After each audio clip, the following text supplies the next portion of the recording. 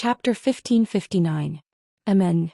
Right after entering the room and seeing Noah, Letitia had a very peculiar feeling. Master. Letitia sized up Noah. A trace of confusion appeared on her tender and adorable face. You. Letitia's strange behavior caused Pest, who had been keeping her head down the entire time, to raise her head and look at Noah. Then she too was startled and revealed a puzzled expression. Looking at the strange expressions on the faces of his two subordinates, Noah couldn't help but size himself up and asked in confusion. What's wrong? Could it be that my body is stained with some sort of strange substance? No, that's not it. Letitia shook her head and frowned in a vexed manner. She did not know how to describe her feelings. Instead, it was Pest who hesitated for a moment before asking in a probing manner. Why do I feel like you're different from before? That's right. This was the reason why Letitia and Pest were behaving in such a manner. Looking at Noah, who was sitting on the bed, both Letitia and Pest felt that something was different from before. The two girls did not know how to describe this feeling. If they must describe it, it would be that they felt as if Noah's existence had suddenly become much stronger. It was as if the existence known as Noah Dole had suddenly become very noble. So that's what you're talking about? Noah nodded his head in relief. Perhaps it's because I've obtained the spirit core? You've obtained the spirit core. Letitia and Pest were immediately stunned. However, Noah's explanation was correct. As mentioned in the past, the so-called spirit core referred to one's achievements and inheritance. For example, U2 was originally a very ordinary rabbit. However, for the sake of saving an old man who was being burned by fire, she bravely jumped into the raging flames and sacrificed herself. Because of that, she obtained Sakura's acknowledgement and was promoted to U2's day. That was a type of achievement. As U2's descendant, Black Rabbit obtained the inheritance of this achievement. Because of that, it was known as the Noble of Box Court. That was the sublimation of life. When a human accomplishes a great feat, they will be honored as heroes. Those who inherited the royal bloodline would be regarded as heirs of a noble bloodline even if they didn't do anything big. These were all referring to existences like Lingu. In the past, Noah only had strength but no spirit. He was just like an ordinary human. Now Noah had obtained the spiritual core of the third perpetual motion machine. It was as if he had suddenly completed a great achievement or inherited some kind of bloodline. It was natural that he would give people a feeling of nobility. Letitia and Pest were not newcomers to this place. Naturally, they could understand this logic. Therefore, the two girls were both relieved and surprised. He was relieved because he finally understood what that strange feeling was. They were surprised because Noah had obtained the spirit core. What kind of spirit did Master obtain? Letitia asked curiously. From the looks of it, it seems to be a very unusual spirit. I don't know if it's unusual or not. The corners of Noah's mouth couldn't help but curl up slightly. However, it's a fact that it's extremely helpful to me. As he said this, Noah raised his hand and looked at it. He slowly clenched his fist and spoke with great confidence. Now, even if its existences like White Yiksha and Halloween Queen, I'm confident that I won't lose. It was a simple sentence, but it was as if thunder had struck them. It made Letitia and Pest's bodies tremble and their eyes widened. Won't lose to White Yiksha and Halloween Queen? What kind of joke was this? What kind of existences were those two? The former was the most powerful star spirit who had intimidated many groups of gods since ancient times. She had once ruled over all the centers of the universe and was ranked in the top 10 of Box Court. The latter was an exceptional existence among the 3 digits. In terms of strength alone, she could be promoted to the 2 digits. White Yiksha viewed her as an enemy. Even in the entire Box Court, these two almighties were among the top existences. Now, Noah claimed that he was confident that he wouldn't lose to them. If it were someone else, Letitia and Pest would definitely not believe it. However, since it was Noah who said this, Letitia and Pest had no choice but to believe it. It wasn't just because the two girls already knew that Noah possessed limitless possibilities. It was also because Noah's sense of existence and noble temperament were telling Letitia and Pest that their master had indeed obtained extraordinary opportunities. He was already an expert who could force the 3 digits demon kings into desperate straits. Now he had taken a step further and obtained extraordinary opportunities. With Noah's possibilities, what was strange about him being able to rival White Yiksha and Halloween Queen? Thus, Letitia smiled happily. He actually said that he's confident that he won't lose to White Yiksha and Halloween Queen. Really, does my master have a limit? Pest looked at Noah with a complicated expression. Her heart was filled with mixed feelings. Noah's strength had increased. What Pest felt the most was joy. That was because it meant that the hope Pest saw in Noah was not something flashy and without substance. However, at the same time, Pest was at a loss as to what to do. It was as Letitia said. Pest had her own wishes. At the same time, she had noticed Noah's possibilities and believed that he had the ability to help her realize her wishes. Because of that, she had more or less felt a desire to be saved. However, Noah had never shown too much attention to Pest. This caused Pest to be at a loss as to what to do. After all, Pest had said it herself. Before she became Noah's subordinate, she was only Noah's enemy. After becoming Noah's subordinate, she would only be his spoils of war.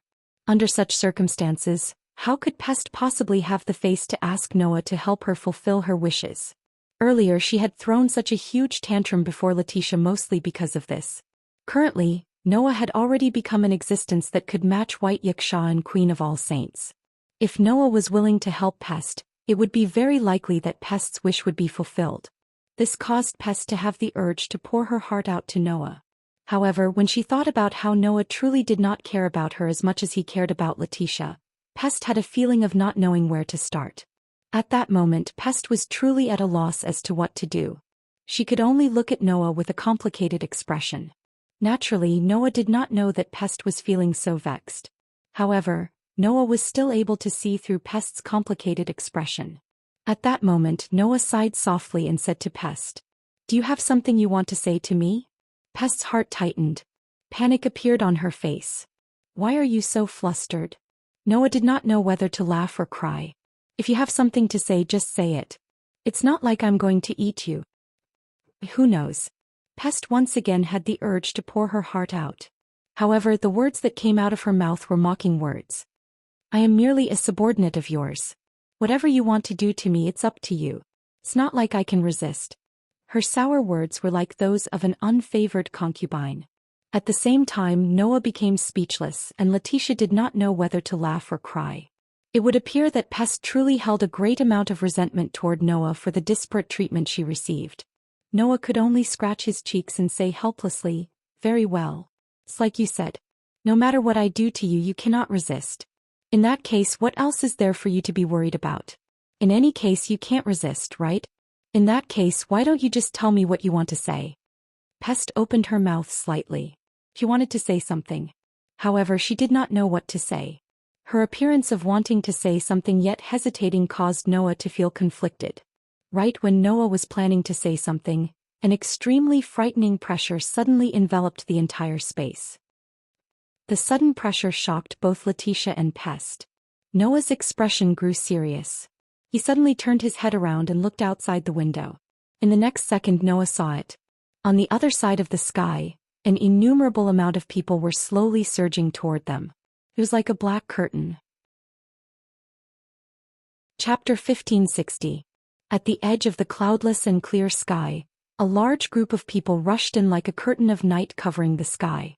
These people were basically all fully armed. Some flew directly in the air. Some were carried by chariots and ark-like mounts. However, there was no doubt that these people were in the same group. Moreover, there were an astonishing number of them. If one looked carefully, they could even see it. In addition to those who were flying in the air, the rest of the people carried by mounts had a flag fluttering in the wind on the chariots and arks. Those flags were of almost all kinds. What did this prove? It proved that these people who rushed in from the other side of the sky belonged to different communities.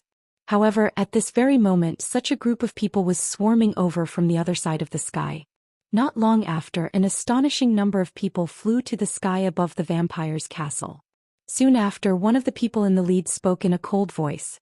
"Surround that castle for me." The rest of the leaders nodded one after another, indicating their agreement. Suddenly, the huge crowd covering the entire vampire's castle spread out, surrounding the castle, floating in the air, surrounding the entire castle. What happened? Where did so many communities come from? Why are they surrounding us? What the hell happened? In the castle of vampires, all the communities were in a state of panic, causing an astonishing commotion on the streets. In the next moment, a voice rang out from the sky above the entire vampire's castle. Don't panic. That voice was obviously using some kind of gift, which caused every corner of the ancient castle to resonate. However, hearing this voice, the communities that fell into panic seemed to have found their backbone and gradually calmed down. Immediately, in the center of the castle in front of the throne room, several pterosaur-shaped fire dragons soared into the sky and flew into the sky. Above, Sarah, Shadora, Mandora and the others were sitting. In addition to Sarah, Shadora and the others, there was also a group of members of No Name, Black Rabbit, Flying Bird, Yao and even Ren. Noah, on the other hand, brought Letitia and Pest to float in the air alone, looking at the sky with a group of people. Looking at the sea of people surrounding the vampire's castle floating in the air, Noah's eyes gradually turned cold. Not for other reasons but because Noah knew the background of these people. Not only Noah but the others also recognized the origin of these people. Looking at the flags fluttering on the chariots and arcs, Sarah cried out in shock. Are those the communities belonging to the upper gods? Yes. Those fluttering flags were all the flags belonging to the communities belonging to the many god groups in the heavens. Moreover, they are all flags of communities with at least 4 digits, Mandora also said in shock. Why did the communities belonging to the gods in the sky suddenly come here? Could it be? Shadora couldn't help but say. Are they the reinforcements sent by the Sky Army to help us suppress the Demon King? No, definitely not. Ren's face was filled with nervousness and worry. If they were reinforcements, they wouldn't surround us so aggressively like this. In other words, they didn't come with good intentions. Those guys were definitely not his allies. Then why? Black Rabbit couldn't help but ask. Why did the communities belonging to the upper gods surround us like this? Hearing this, Noah finally spoke. Don't worry, their goal is not you but me. You. Everyone immediately looked at Noah in surprise. Noah didn't pay attention to the surprised gazes of the crowd. He just looked at the army that surrounded the entire castle. In the completely uncountable sea of people, Noah only noticed the group of people in the lead. Only from that group of people did Noah feel a very unusual aura. Are they all gods? The gods here referred to not only the acquired gods. Noah's sensing ability clearly told him undoubtedly. Among that group of gods, there were even natural gods. The strongest species. The existence in charge of leading the god army was one of the 3 strongest species. Among them there was even a 3-digit existence. Because of this, everyone was so shocked. Noah looked at the group of gods and distinguished the flags that were fluttering near them. I see, almost all the gods of the mythological system are here. Even the gods of the Celtic mythology are here. That was why Faith Reese didn't appear. After all, if she appeared here, the Queen Knight wouldn't be able to choose a side. While Noah was calmly identifying the origins of each group of gods, the leading group of gods were also looking at each other and discussing. They seemed to be deciding who would represent each group of gods on this expedition. After a while, the person who first ordered the encirclement stood up. It was a god wearing an ancient-style robe. Judging from the terrifying pressure on his body, he was definitely a 3-digit existence. Moreover, he was the strongest species. The moment he stepped forward, the ancient god spoke to Noah and the others below with an emotionless tone. Among you there should be a human called Noah Dole, right? That one sentence completely confirmed what Noah said earlier. These people were here for Noah. Noah? Fei Yao looked at Noah in surprise. What did you do? What do they want to do to you? Yao also spoke in a surprised and doubtful manner. Noah? Noah shook his head at Fei Yao and Yao. He didn't say anything and simply walked forward. Master. Letitia and Pest were slightly shocked. Just as they were about to step forward, they were stopped by Noah. You don't need to come out, Noah said indifferently. Just stay there and watch. It will be over soon. After saying those words, Noah left the crowd and walked in midair as if he was walking on flat ground. As a result, the eyes of the gods surrounding the entire castle of vampires all converged on Noah. The ancient god also stared at Noah and said coldly. Are you Noah Dola? Asked Noah Dola. I am. Noah stopped walking. He looked at the ancient god and shrugged. Lord God, may I ask what brings you here? You already know the answer. The ancient god coldly humphed and said without any scruples. From the very beginning we only have one goal, and that is your son's sovereignty. Son's sovereignty. Sarah and Shadora were stunned. Sun sovereignty? Black Rabbit, Fei Niao, Yao Yuran and the others were also stunned. Only Letitia and Pest trembled and stood up in shock. Why? Pest's face was filled with astonishment. Why would the upper-class gods know that guy has sun sovereignty? No. That's not the main point. Letitia's tone became somewhat anxious. The real question should be why the upper-class gods actually came out in full force for two sun sovereignty. Two sun sovereignty. The ancient god seemed to have heard Letitia's words and said mockingly, "Seems that you still don't know." Everyone looked at each other in dismay. "Then let me tell you," the ancient wind god said loudly. "Noah Dole doesn't just have two sun sovereignty. The White Night King has already transferred all of his sun sovereignty to this human. He has at least 14 sun sovereignty, which is more than half of the sun sovereignty." Wah! Everyone was shocked. More than half of the sun sovereignty? Black Rabbit was shocked. Lord White Night King actually transferred all of his sun sovereignty to Mr. Noah?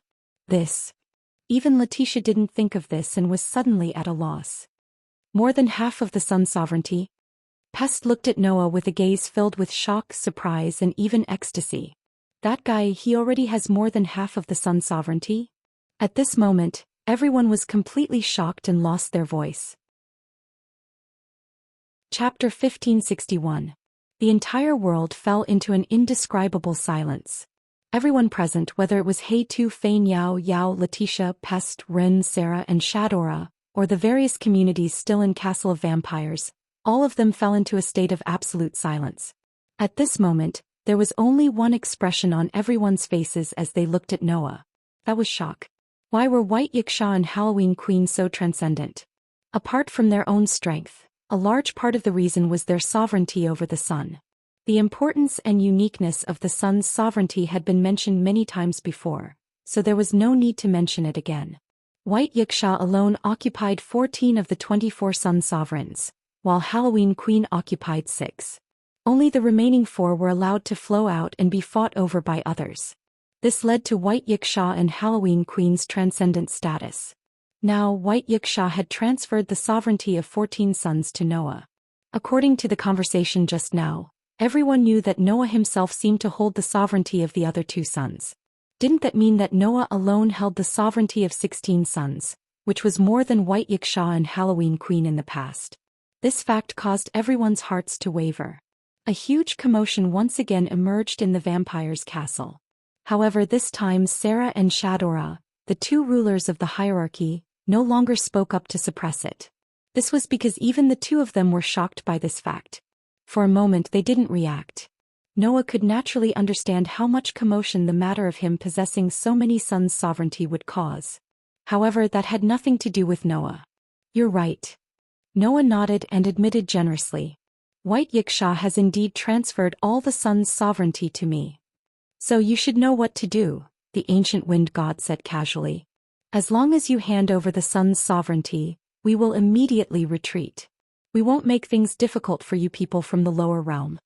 It was only now that everyone understood why so many groups of gods had appeared in the heaven realm and appeared here. If they could obtain more than half of the sun's sovereignty from Noah's hands, no matter which god group they belonged to, their status and power would increase exponentially. It was not impossible for them to instantly surpass the rest of the god groups. However, no one had expected that. For the sovereignty of those suns, the gods of the heavenly realm actually turned out in full force, and even brazenly launched an attack. After all, what was the difference between such actions and robbery? Ranked in the upper echelons of the box court, there were at least 4 digits of existences, yet they were actually fighting in groups? He believed that after today the reputation of all the gods in the heavenly realm would be completely ruined, right? However, those who had such thoughts did not know. The gods of heaven had already decided to abandon Box Ting and let them fend for themselves. In this way, why would the gods of the heaven realm care about how bad their reputation was? Therefore, the groups of gods no longer cared about their reputation. They formed an army of gods and started plundering. Should I admire you guys?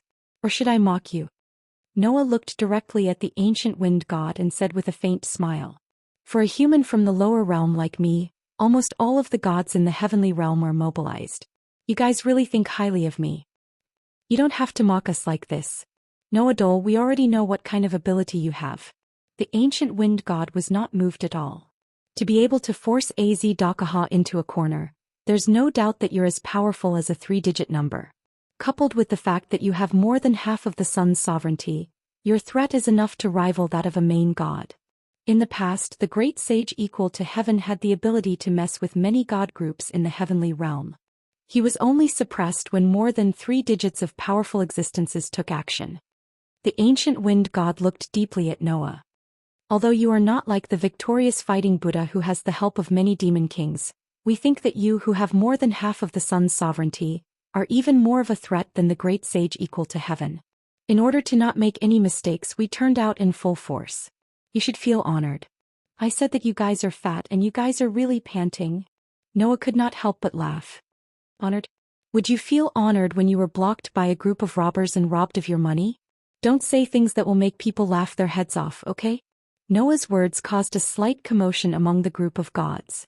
The leaders of the strongest species all cast angry and cold gazes at Noah.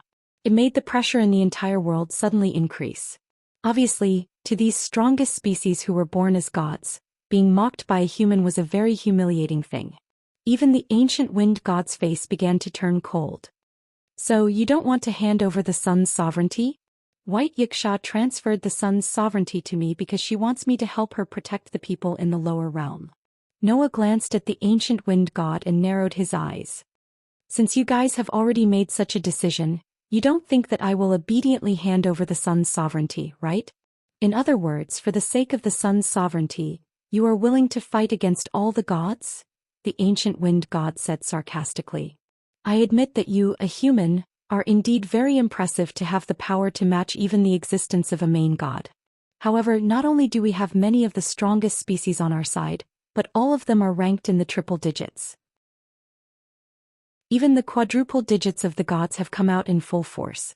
Do you think you can fight against so many gods here? As the ancient wind god's words sounded, the thousands of gods surrounding the entire vampire castle released their pressure, filling the world with a terrible pressure. That pressure had already caused the faces of No Name's group to turn pale, while the members of the community within the ancient castle all felt that their breathing had become labored.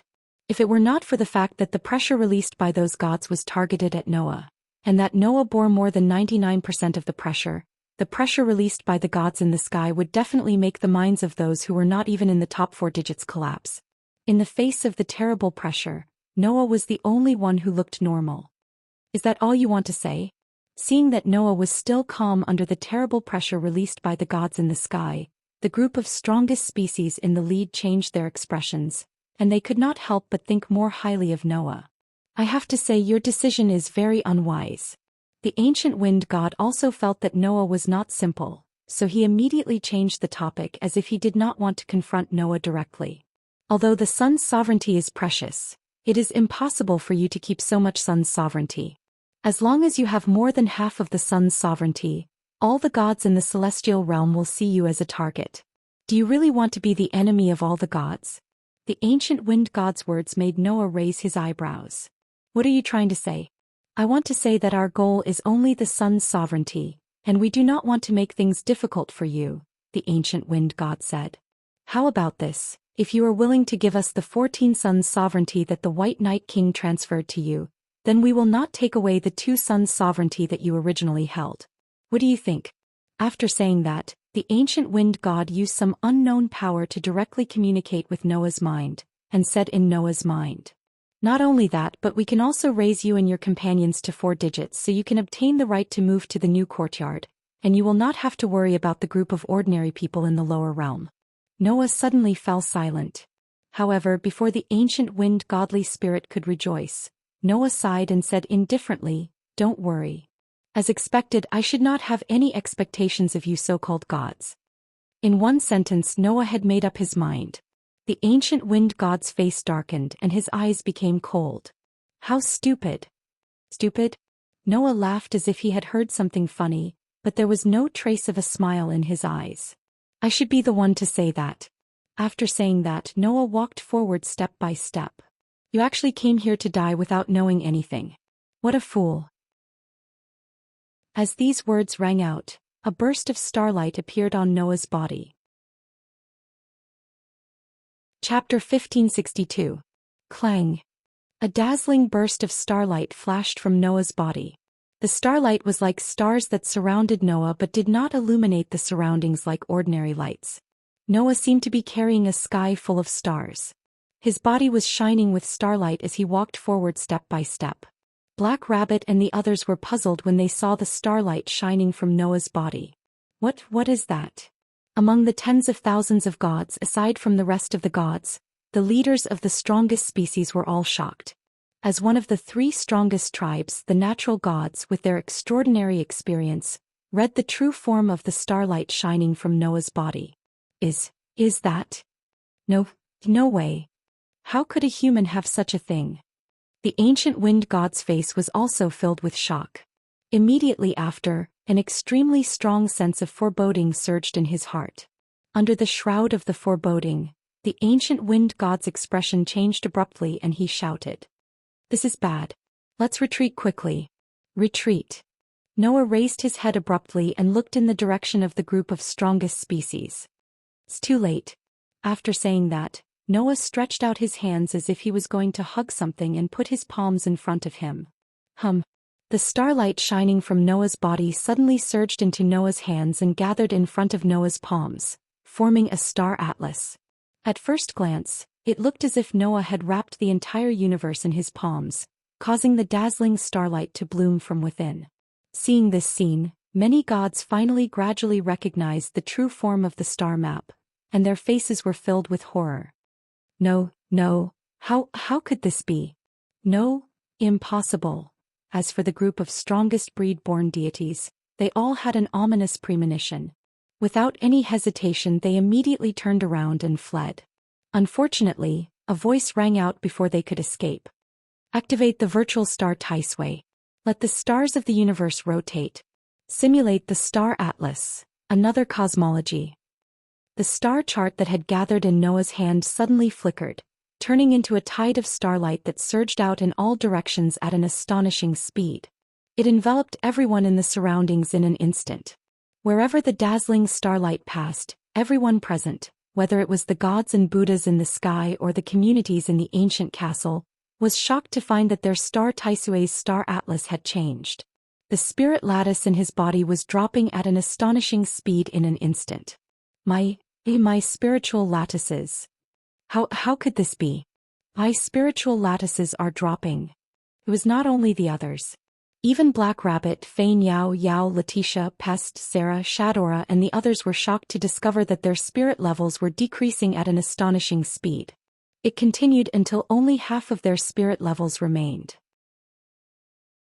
Among the people present, only Noah and the strongest tribes who were planning to escape did not have their spiritual lattices reduced by half.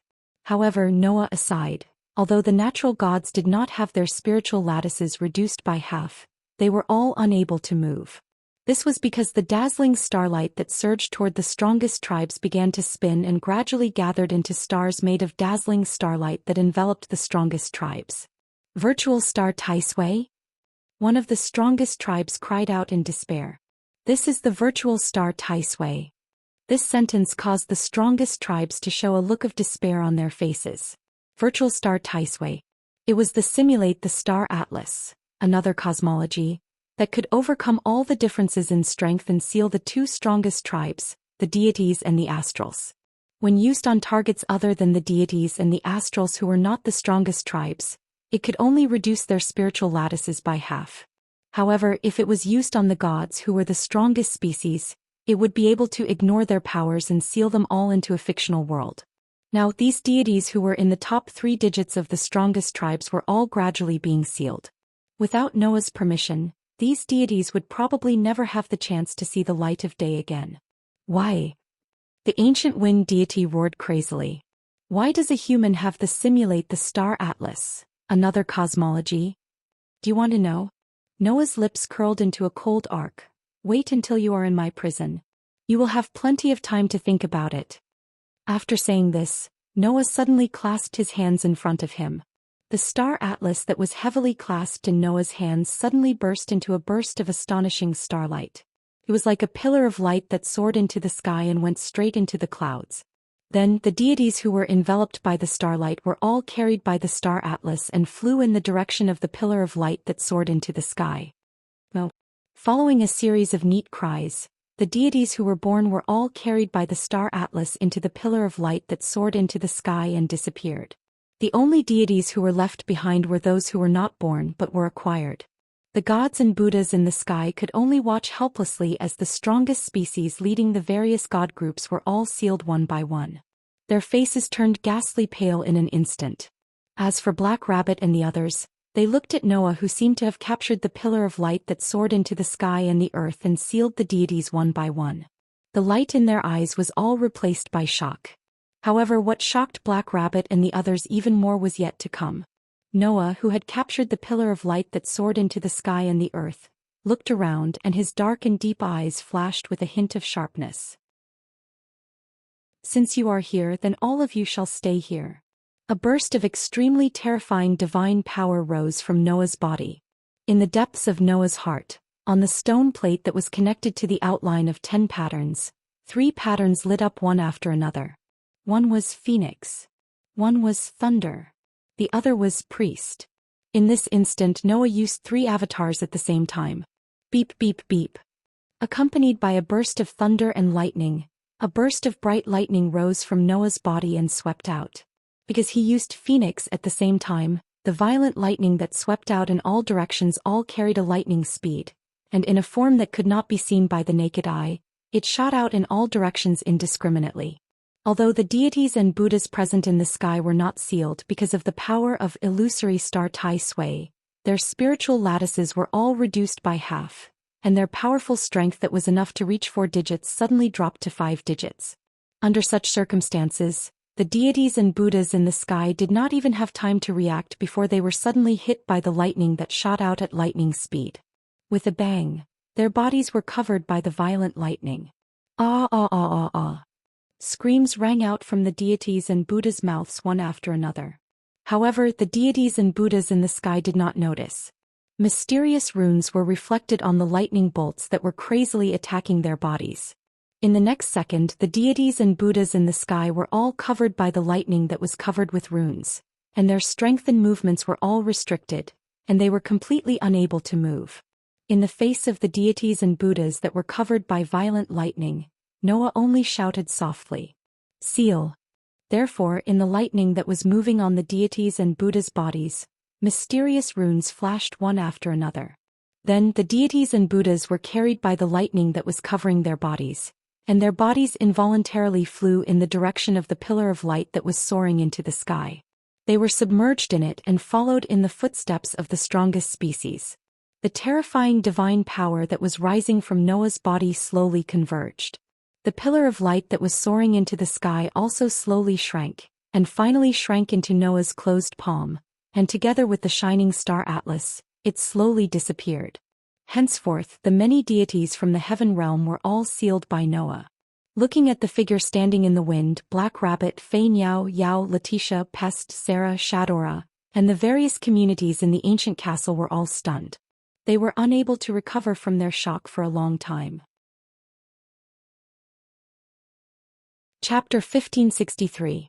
I'm sorry. In the main hall of the throne hall, Noah apologized to his companions. Undoubtedly, the target of those gods was only me, but you all have to suffer with me. I'm really sorry. Hearing this, the group of people who followed Noah back to the throne hall looked at each other in dismay.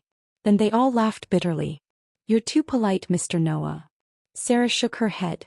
Although it's said to be suffering, in fact, we didn't suffer any damage. If there is any impact, it's probably only that we have a new understanding of how powerful Mr. Noah is. Yes. Shadora nodded very seriously. It's not until today that we know how powerful Mr. Noah is. Before, we only knew that you could fight Azidakaha head-on. Now, it seems that this evaluation may be too low, but there is absolutely no possibility of it being too high. The existence of the final trial of humans was the oldest demon king with the characteristics of a god slayer. These existences were all the natural enemies of the gods. As a 3-digit demon king, Azidakaha defeated more than 1 million gods with the help of the simulated star Atlas, another cosmology. Today, Noah, a human, also relied on another cosmology, and his own strength to seal all the millions of gods. It was believed that after today, the name Noah Doria would become a legend that would not be inferior to the final trial of humans. After all, the scene of Noah activating another cosmology and sealing all the millions of gods was not only seen by the group of people here, but also by the members of the community in the vampire's castle. Perhaps from today onwards, Noah would be famous even if he didn't want to. I didn't expect that, in addition to more than half of the sun's sovereignty, Mr. Noah also has another cosmology. Ren seemed to have a whole new level of respect for Noah. Although I knew that Mr. Noah's achievement must be extraordinary, I didn't expect it to be extraordinary to this extent. It's really shocking. This statement is a little too exaggerated. Noah could not help but laugh out loud. Although, another cosmology is a gift that is more than 3 digits above the box court, it was only a coincidence that I was able to get it. I'm just like a nouveau riche. Why should I be so surprised? However, this statement was immediately refuted by Letitia. Master, there is something wrong with your statement, Letitia said very abruptly. Everyone is not surprised that you have another cosmology, but the fact that you can use another cosmology. The fact that I can use another cosmology ? Noah was slightly startled. Yes. Black Rabbit shook a pair of rabbit ears and explained with some excitement. Since Mr. Noah has another cosmology, then you should know that the so-called another cosmology actually refers to another cosmology, right? Noah certainly knew this kind of thing. Therefore, Noah nodded without any surprise. Then Mr. Noah should also know that people who have another cosmology often have the ability to become the center of a group of gods, right? Black Rabbit explained. In the box court, although another cosmology is a very precious and powerful gift, it is superior to the gifts of more than 3 digits in the box court, and it also represents the ability of the holder to become the center of a group of gods. How can anyone use it? That's right. Sarah nodded. Those who can have another cosmology are only recognized existences. If Mr. Noah himself does not have the ability to become the center of a group of gods, then he can't use another cosmology at all.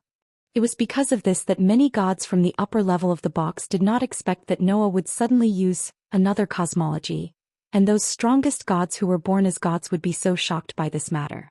Those who could use another cosmology were only existences who had the ability to become the center of a group of gods. In view of this, those gods who were high above did not expect that a human being would have such an ability to hold another cosmology. As a result, those guys were all sealed by Noah's another cosmology and could not see the sun outside. So that's how it is.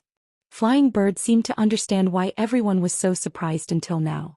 No wonder you guys are making such a fuss. A gift that is more than 3 digits above the box, Yao said somewhat naively. Doesn't that mean that from now on Noah is invincible? This statement almost caused everyone to stumble. Aren't you thinking too much? Noah said, not knowing whether to laugh or cry. It's not like I'm the only one who holds the another cosmology, Lucian said with a smile. Moreover, although Master's another cosmology is very powerful, it also has a lot of limitations. Letitia analyzed. In the face of gods and stars who are the strongest species, it is an absolutely invincible existence. In the face of others, it can only exert the effect of having the spiritual lattice, which is not so useful. Is that so? Black Rabbit said with some surprise. Even if it can only have the spiritual lattice, the effect is still amazing, right? For those who rely on spiritual lattice, it can naturally exert a powerful effect, but for those who don't need to rely on spiritual lattice, it's not necessarily so. Sarah reminded. For example, Mr. 16 Knights, I can't sense a powerful spiritual lattice from him, but his combat power is very amazing, enough to rival 4-digit existences. That's true. Yao nodded. On the contrary, for Flying Bird, who has a type of divine lattice that can maximize the output of spiritual lattice, that another cosmology is a natural nemesis. Flying Bird stared at Yao. Are you mocking me for relying too much on spiritual lattice? Hibu Yaichi blinked his eyes in confusion. I'm just giving an example, I'm not referring to you. Everyone suddenly chuckled. However, it's really surprising that the ancestors, another cosmology, is in the hands of Noah-san. Shadora looked at Noah with some emotion. The another cosmology called Illusory Star Taisui seems to be the possession of the Star Sea Dragon King who created Salamandra, right? Yes, in the battle to seal Azir Dakaha 200 years ago your father used it on the seal and because the seal was destroyed it fell into my hands. Noah spread his hands. Do you want me to return it to its original owner? No. Shadora shook her head, but a steady smile appeared on her cute face. I plan to give this, another cosmology, to Noah-san. Give it to me? Noah was surprised. Chapter 1564. Gift. Everyone present was more or less surprised by Shadora's words. Although it had been mentioned many times, it still had to be mentioned here. The so-called, another cosmology, was a gift that was more than 3 digits above the box. With that kind of gift, Noah was able to seal the strongest species of the gods and star spirits. Aziz Dakaha relied on it to repel millions of gods. Even Galji relied on it to release the power of Vishnu's avatar that corresponded to the sovereignty of the sun in his hand. The effect was not small. To put it bluntly, with the another cosmology, even if one could not dominate the box, it was absolutely no problem for one to be free and unfettered. Now Shadora was giving such a gift to Noah. Everyone couldn't help but be shocked. However, Shadora didn't mind it at all and smiled. Indeed, another cosmology is a very powerful gift, but I don't think you can find anyone in Salamandra who can use it. Since that's the case, it's better to give it to someone who can use it. That way it'll be of great value. Just because of that, Noah could not help but ask. Just because I can use the another cosmology, you plan to give me the important gift left by your ancestors. Of course that's not all. Shadora looked at Noah. Mr. Noah once blocked Aziz Dakaha alone and bought time for the people of Flame City to retreat. If it was not for Mr. Noah, not only Salamandra, but even the residents of Flame City would have all been killed. You have done a great favor for Salamandra, and I have been troubled about how to repay it. Now I am just giving a precious gift that can be seen but can't be used to Mr. Noah. Shadora's young and cute face was filled with determination. Moreover, the ruler of the East District, the star spirit of the sun, White Yiksha, is even willing to transfer the sovereignty of the sun to you in order to save the people of the lower realm. As the ruler of the North District, I will not be stingy. As she said this, Shadora looked straight at Noah. So Mr. Noah, please help us defeat Aziz Dakaha and maintain order in the box from the Demon King. Everyone was touched by Shadora's words. Shadora is right. Sarah stepped forward and said to Noah. Mr. Noah is the only trump card on our side that can defeat Aziz Dakaha. In order to protect the box, if we can help Mr. Noah, we will definitely do it. I am also the ruler of the South District. If Mr. Noah has anything that Dragon Horn Griffin Lion to do, please do not hesitate. Seeing that Sarah and Shadora, the 2 rulers of the hierarchy, had expressed their opinions, the people of no name were all silent. Noah looked at the determined expressions on Sarah and Shadora's faces and could not help but think of White Yiksha. Noah had encountered many people like rulers of the hierarchy who were entrusted with the responsibility of protecting order in many worlds in the past.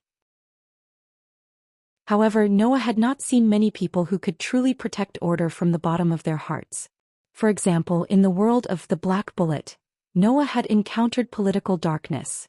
He had lived in that world for a year and a half, so he was very clear about it. However, whether it was White Yiksha, Sarah, or Shadora, these rulers of the hierarchy not only held important positions, but they also lived up to their positions.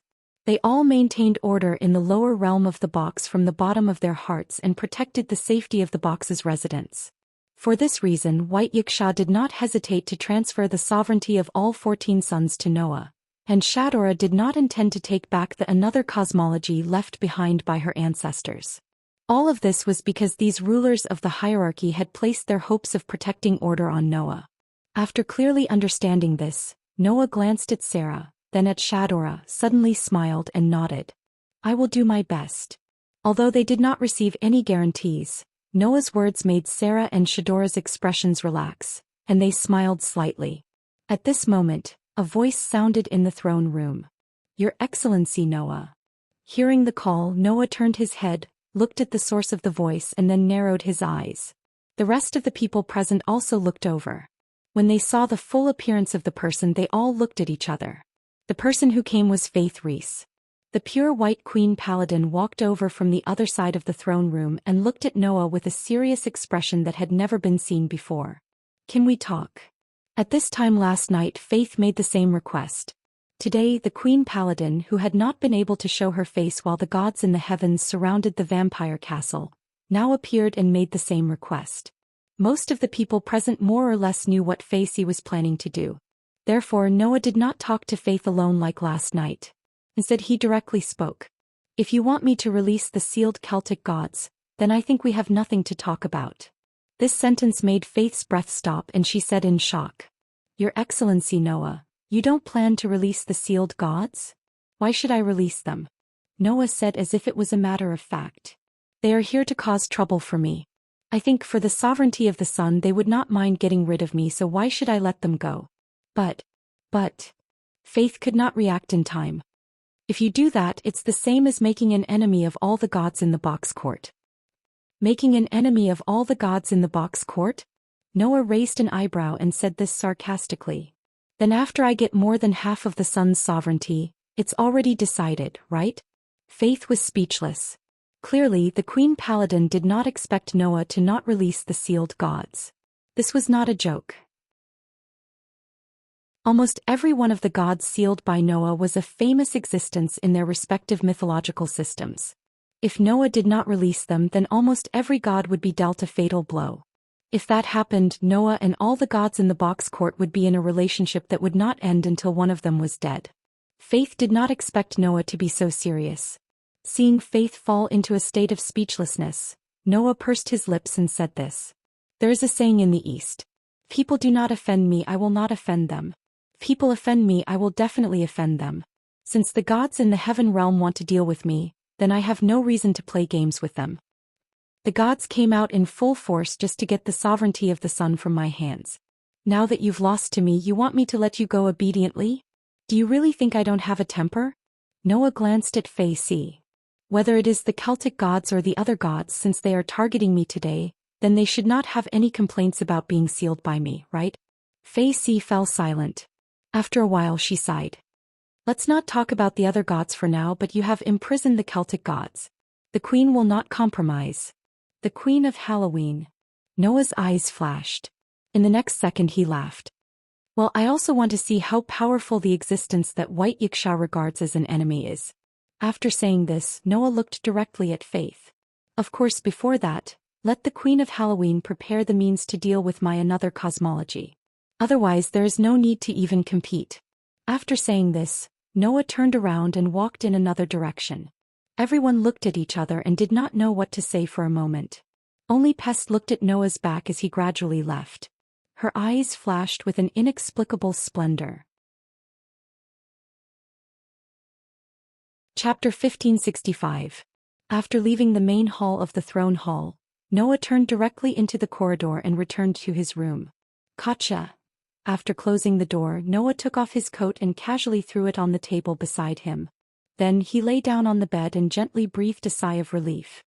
"I didn't expect those guys from the God group to suddenly launch an attack. Undoubtedly, only 1 or 2 days have passed since White Yiksha transferred the sovereignty of the sun to me." Although Noah had long been prepared to confront the various god groups in the upper echelons of the box court, he really did not expect them to suddenly gather together and come out in full force. After all, there were only a dozen or so sun sovereigns, but there were thousands of god groups above. If they joined forces and attacked together, and in the end if they succeeded in obtaining the sovereignty of the sun from Noah, how would they divide it? The saying that there were too many monks and too little meat referred to this situation.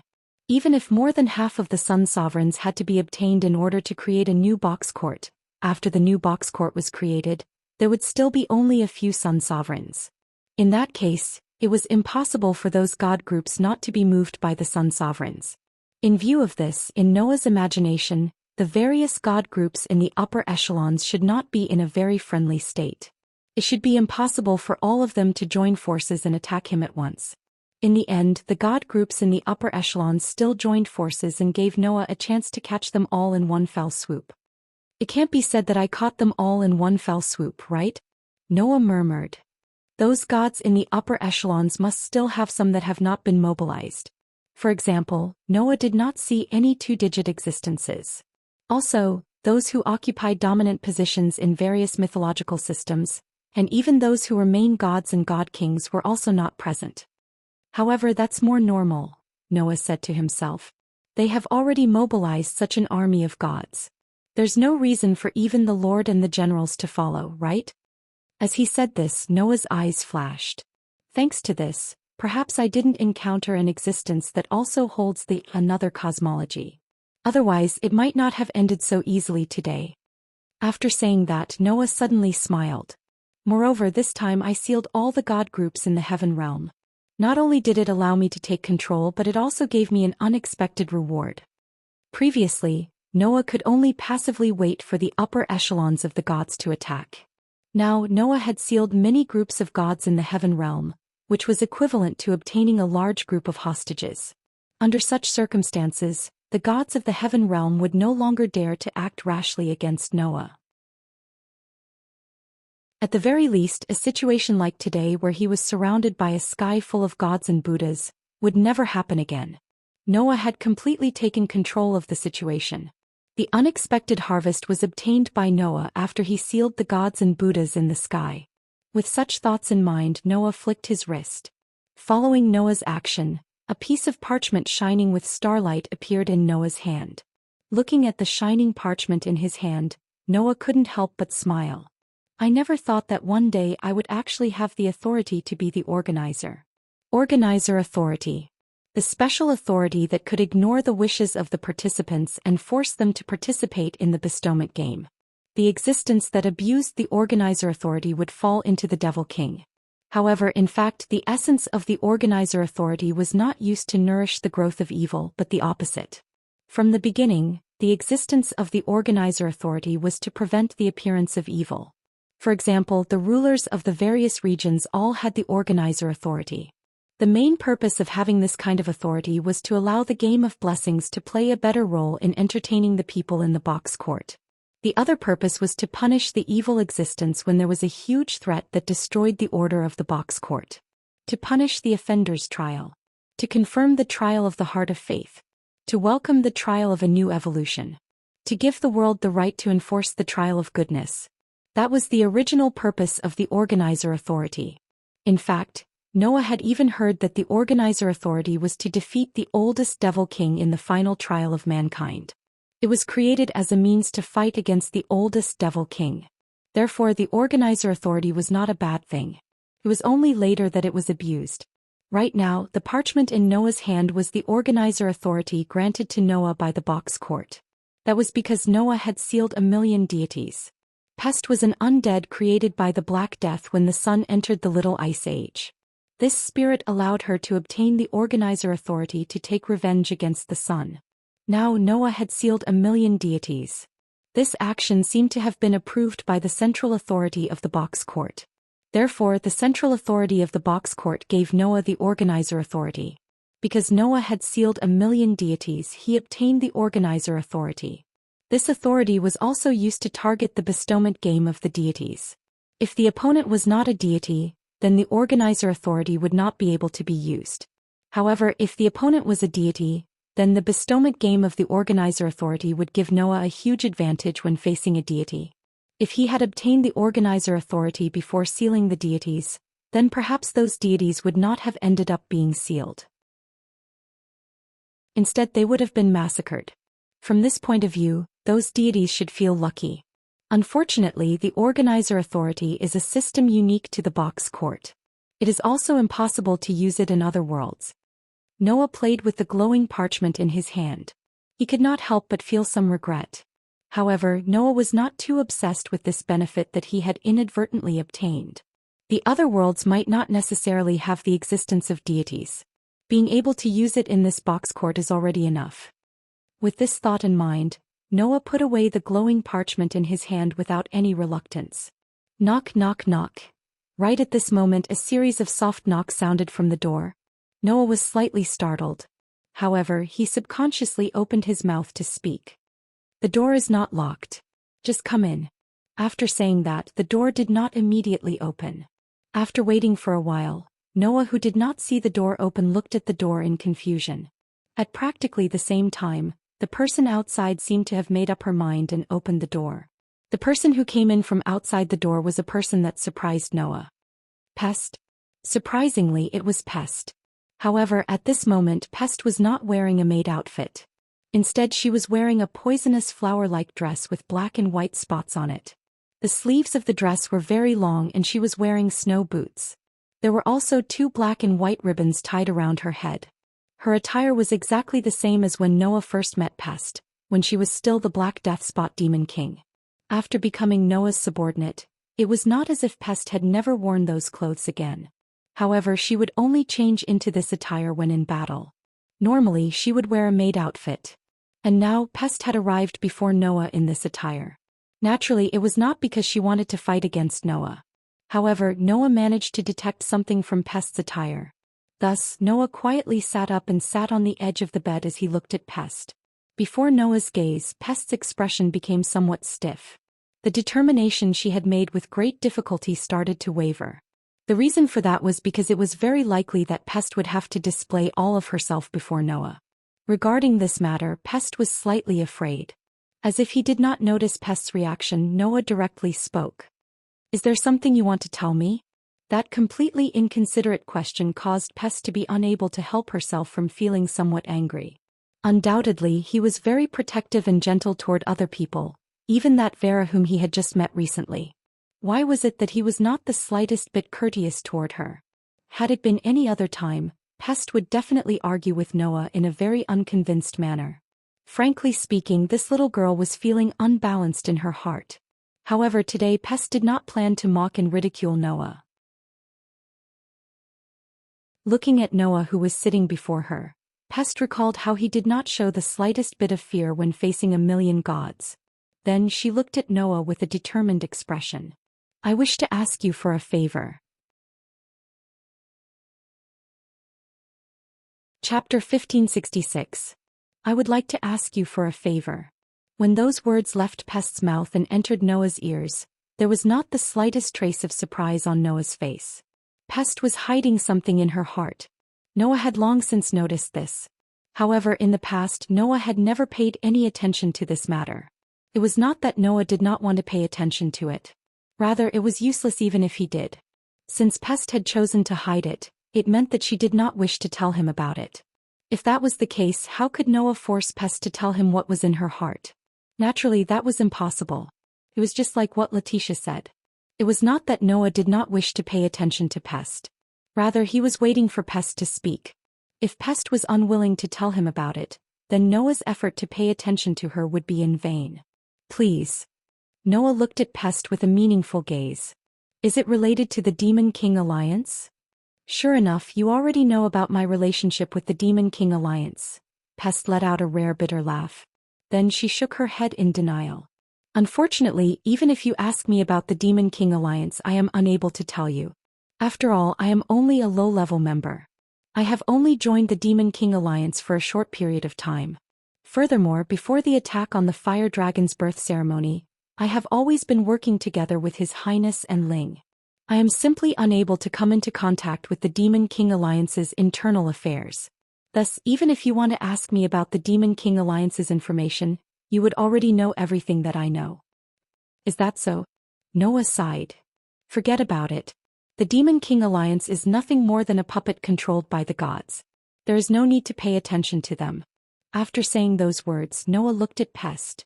"In that case, what is the matter that you wish to ask of me?" Hearing those words, Pest hesitated for an instant. She did not know how to start the conversation. However, after a while, Pest lowered her head and spoke with a deep voice. "I wish to ask you to help me change the fate of the Black Death outbreak." "Change the fate of the Black Death?" Noah was slightly startled. He spoke with uncertainty. "What do you mean?" Pest seemed to have decided to throw caution to the wind. She raised her head and looked straight at Noah as she spoke in an extremely serious manner. "I want to change the appearance of the Black Death and erase the history of its occurrence." "Erase the history of the Black Death?" Noah frowned. "You're the one controlling the Black Death, right? Can't you do that yourself? If it was that simple, I wouldn't be so vexed. Pest bit her lips. Do you know? I've traveled to many parallel worlds and confirmed the outbreak of the Black Death in all of them. At that time, I knew that the Black Death wasn't a simple natural disaster.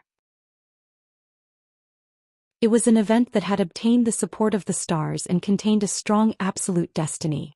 Pest's words caused Noah's heart to pound. It seems that you've already guessed it, Pest laughed in a self-mocking manner. Actually, it's not that hard to guess. The outbreak of the Black Death is related to the sun's cycle. It's the lazy sun that caused the outbreak of the Black Death. If the sun hadn't entered the Little Ice Age, the Black Death wouldn't have appeared. Furthermore, this is the case for the other parallel worlds as well. That's the reason why this is the case, Pest said with resentment and sadness. The outbreak of the Black Death is definitely not a coincidence. Someone used the sun's sovereignty to reduce the sun's activity to the lowest level, causing the Little Ice Age to appear. It made the outbreak of the Black Death inevitable. Hearing this, Noah understood what Pest wanted to say. Noah looked at Pest. You want me to use the sun's sovereignty to change the sun's activity, make the Little Ice Age disappear, and completely eliminate the appearance of the Black Death? That's right. Pest bit her lips and nodded her head heavily. This is the reason why I entered the box court to take revenge against the sun and even degenerate into a demon king. She wanted to change the fate of the Black Death outbreak. Frankly speaking, it was as difficult as ascending to the heavens to achieve this wish. Firstly, in order to change the sun's activity, she had to obtain the sun's sovereignty. Since the Black Death outbreak had occurred in all parallel worlds, in order to completely eliminate the fate of the Black Death outbreak, she had to change the sun's activity in all parallel worlds. In order to accomplish this, the amount of sun's sovereignty was not something that could be done with one or two suns' sovereignty. It was because of this that Pest used her authority as the organizer to attack the Fire Dragon birth ceremony during the Fire Dragon birth ceremony. Her purpose was to obtain the White Yiksha who possessed more than half of the sun's sovereignty and change the fate of the Black Death outbreak. The reason why Pest joined the Demon King Alliance was also for the sake of obtaining the sun's sovereignty.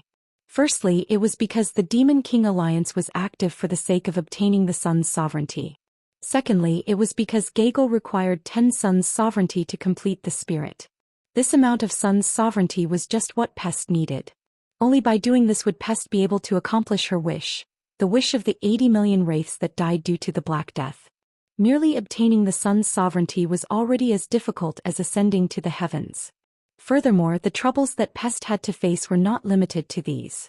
Even if Pest was truly able to obtain enough sun's sovereignty to change the fate of the Black Death outbreak, she would still attract countless enemies. That was because the Black Death outbreak greatly reduced the number of serfs and their productivity, resulting in the appearance of 80 million victims. At the same time, it also caused the social status of the serfs to rise in advance. Originally, in history, the emancipation of the serfs was delayed until the early 1900s. Such an outcome would ultimately hinder the development of Enlightenment, liberalism, and other ideas. Moreover, the Black Death outbreak became the foundation of various countries and religions. It changed the situation of countries and societies, and promoted the evolution of human history. The epidemic that could lead to the extinction of the human race ultimately changed the future of the human race. If the Black Death had not occurred, the development of human history would have been delayed by nearly half a century. In that case, it would have affected the birth of the beliefs of numerous religions. In other words, by eliminating the fate of the Black Death outbreak, the influence of the religious beliefs that were promoted by the Black Death would similarly be greatly reduced. To the gods of the various mythological systems that required belief to support their existence, this was simply something that could not be tolerated. Thus, to change the fate of the Black Death outbreak would mean that Pest would have to become enemies with all of the gods that had increased their belief due to the Black Death. In fact, some of the demon kings that had obtained all sorts of achievements and inheritances due to the Black Death would also bear their fangs at Pest.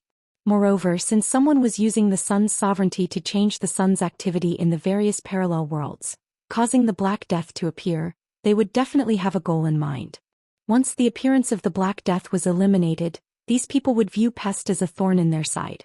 What Pest was doing was purely making an enemy out of a large number of gods and demon kings. Even if she managed to accomplish this wish, Pest would still have to face an unimaginably great enemy. For an existence that was merely in the 5 digits, this was simply too heavy a burden. Even if Pest herself was a god, it would still be the same. However, Noah's performance that exceeded Pest's expectations time and time again had aroused the hope in Pest's heart. Firstly, Noah possessed over half of the sun's sovereignty. He was completely capable of helping Pest accomplish her wish. Secondly, Noah possessed the terrifying ability to seal even 1,000,000 gods. He was completely unafraid of the threat posed by those gods and demon kings that needed to rely on the Black Death outbreak to obtain belief in spiritual power. Thus, Noah was completely capable of helping Pest accomplish her wish. Under such circumstances, how could Pest not have hope for Noah? Thus, after learning that Noah possessed over half of the sun's sovereignty and personally witnessing the scene of Noah sealing 1,000,000 gods, Pest was no longer able to hold back the hope in her heart and sought help from Noah. I know that to you I am merely a dispensable subordinate. In fact, I have always been your enemy. There is no reason for you to make so many enemies for me. Pest did her best to express her sincerity. However, right now only you can help me. I hope that you can help me. Noah's eyes flickered slightly and he grew silent. Chapter 1567. Seeing Noah growing silent, Pest's heart began to race. Pest knew that with her relationship with Noah, it would be impossible for her to make Noah agree to such a demanding request. But now Noah was Pest's hope to fulfill her wish. In Pest's eyes, Noah's silence was undoubtedly a sign of hesitation. At that moment, Pest appeared to be slightly agitated. Of the 24 solar sovereigns, 2/3 of them are now in your hands. There are only 8 solar sovereigns remaining. I do not know if 8 solar sovereigns will be enough to eliminate the outbreak of the Black Death. Thus, only you can accomplish this matter. If you are able to promise me this, I will do anything. Pest could not help but become agitated. Eliminate the outbreak of the Black Death. To Pest, this matter was both her wish and her curse. Firstly, Pest herself had died from the Black Death when she was alive and had become an undead. Secondly, as the representative of the 80,000,000 undead, Pest's existence could be said to be sustained by the deaths of 80,000,000 undead. Those 80,000,000 undead had also died from the Black Death. It could be said that Pest herself was an existence that carried the fate of the Black Death. Eliminating the Black Death was not only Pest's wish. It was also the wish of the 80,000,000 undead standing behind Pest. Thus, it could be said that eliminating the outbreak of the Black Death was the meaning of Pest's existence. If she was unable to accomplish this wish, Pest might degenerate from an undead into a vengeful spirit. Furthermore, she might be entangled by the resentment of the 80,000,000 undead that wished to eliminate the Black Death. She might never be able to make a comeback. Of course, to Pest, this consequence was completely insignificant. The reason for that was because Pest herself also wished to eliminate the fate of the Black Death. If she was unable to accomplish this wish, there would be no need for Pest's existence. At that time, there would be no need for her to degenerate into a vengeful spirit. Pest herself would likely collapse completely. To Pest, this matter was that important. With this, how could Pest not be agitated? Pest's agitated behavior had also awakened the silent Noah. Seeing Pest's incomparably excited appearance, Noah said in a somewhat stunned manner, "I'm not going to reject you. Why are you so agitated?" But Pest immediately let out a voice that sounded like she had gone off the rails. You're not going to reject me? Why would I reject you?" Noah asked in confusion. "Since I already have more than half of the sun's sovereignty, I can completely help you achieve your wish. To me, this matter is just a piece of cake. Is there a reason to refuse?" But, Pest was unable to react. "Aren't you hesitating? Don't tell me you think I'm hesitating because I'm worried about the gods and the demon king?" Noah curled his lips.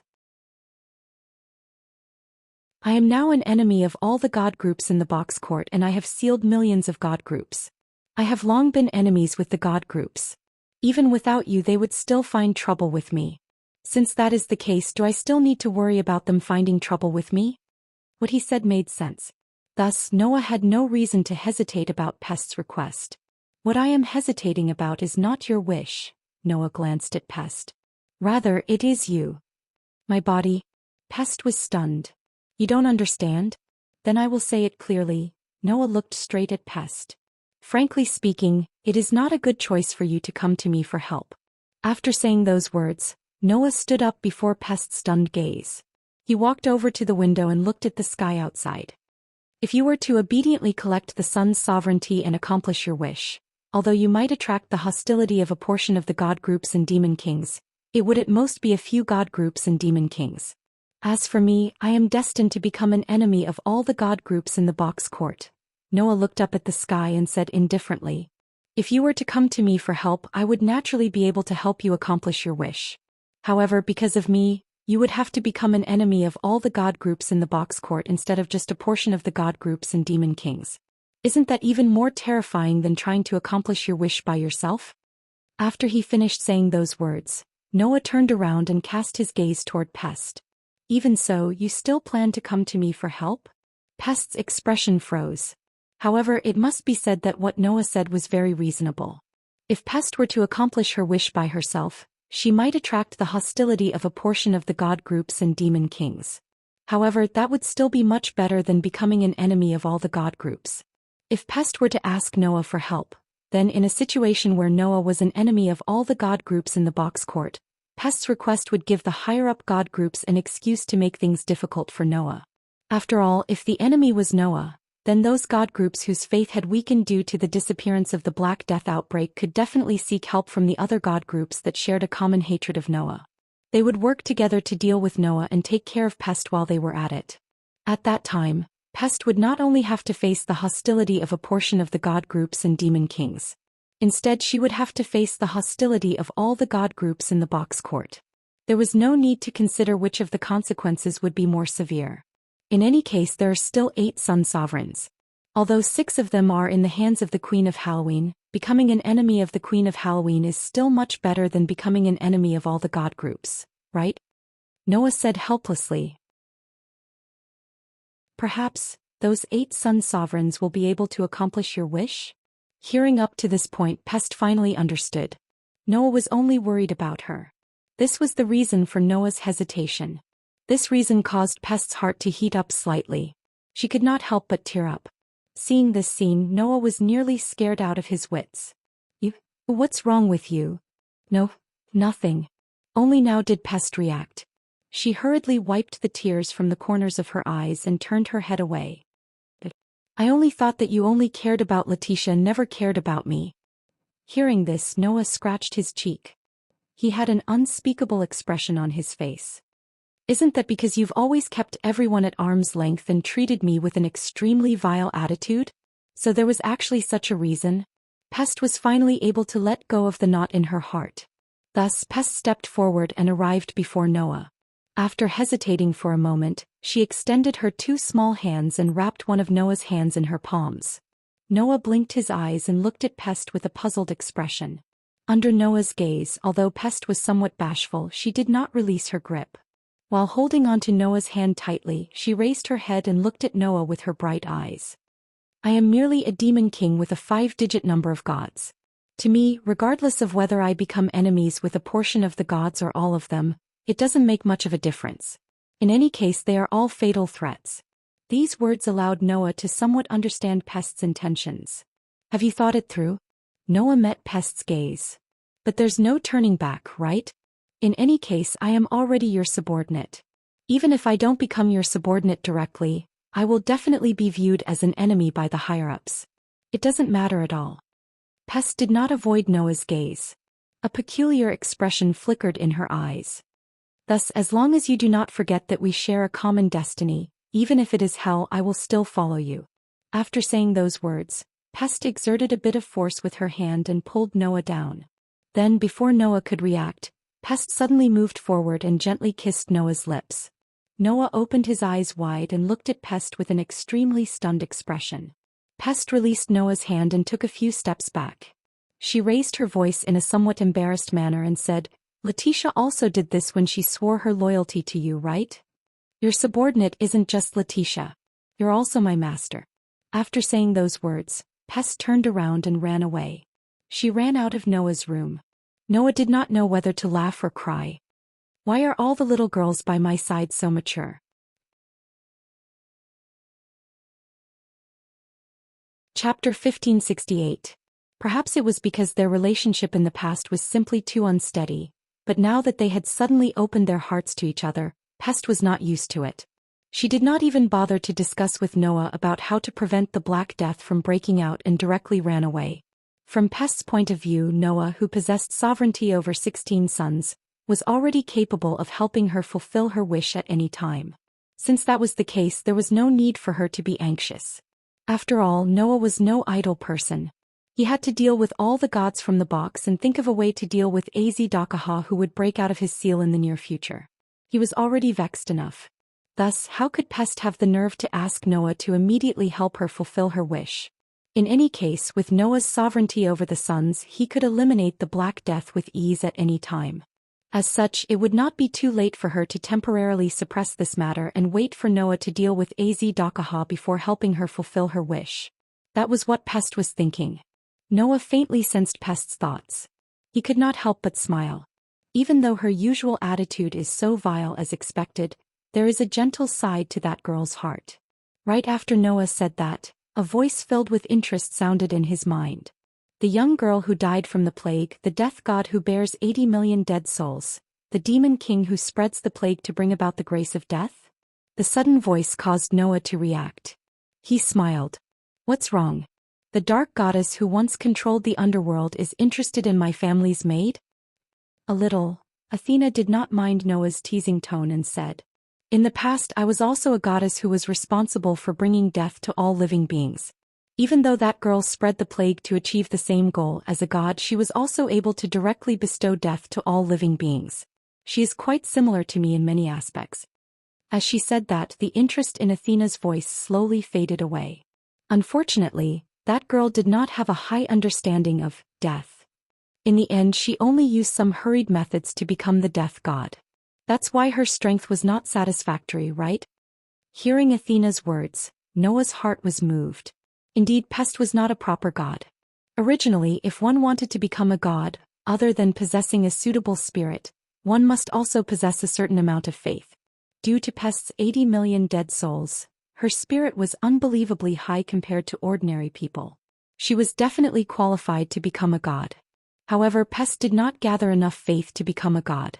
That was why Noah requested White Yiksha to refine the magic book of Hamel's Piper into a ring and wear it on his body. He wanted Pest, who had formed a subordinate contract with him, to become the Grim Reaper in the Hamel's Piper inheritance and become a deity. Although it's a god's business, it's of time. However, in Athena's opinion, a god like Pest was undoubtedly a dabbler.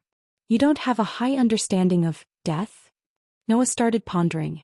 After a long while he suddenly said, then Athena, if you were to train Pest, to what extent would you be able to raise her strength? Hearing those words, Athena appeared to be stunned. However, she soon saw through Noah's intention and smiled sweetly. Do you want me to help you train that girl?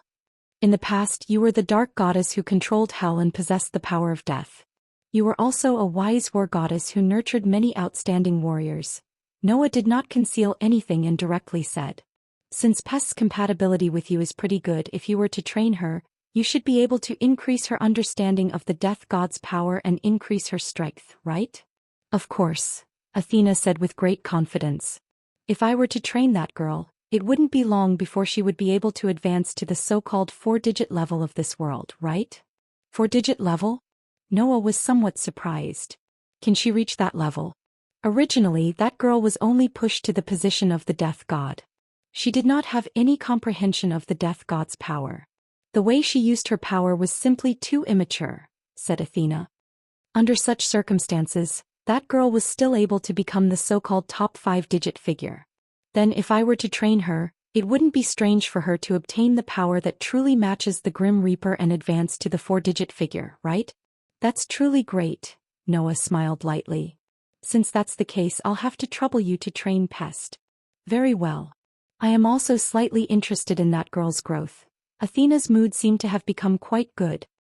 Never would I have expected that I, who had lost my status as a goddess, would have the opportunity to resume my old profession. Allow me to train that girl into a qualified god. Only then did Noah smile in satisfaction. At this moment, Athena uttered a shocking sentence. Also, I didn't come looking for you because that girl has a good compatibility with me. Instead, it's because I've confirmed the method to strengthen the sun's sovereignty. The sudden surprise stunned Noah. When he came to his senses, Noah was overjoyed. So soon? If we were to search for the other strengthening methods one by one, it would naturally take more time, Athena said to Noah. However, I've already decided what kind of strengthening the sun sovereignty should be used for from the very beginning. Now all that's left is to develop the strengthening method. You've already decided what kind of strengthening it should be used from the very beginning. Noah couldn't help but be stunned. The sun sovereignty you've obtained has its own inheritance. It will allow you to obtain the corresponding ability, Athena explained.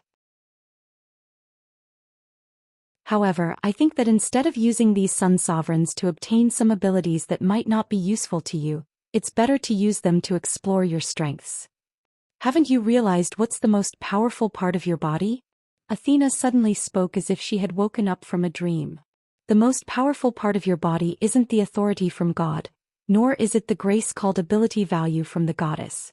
It's your possibilities.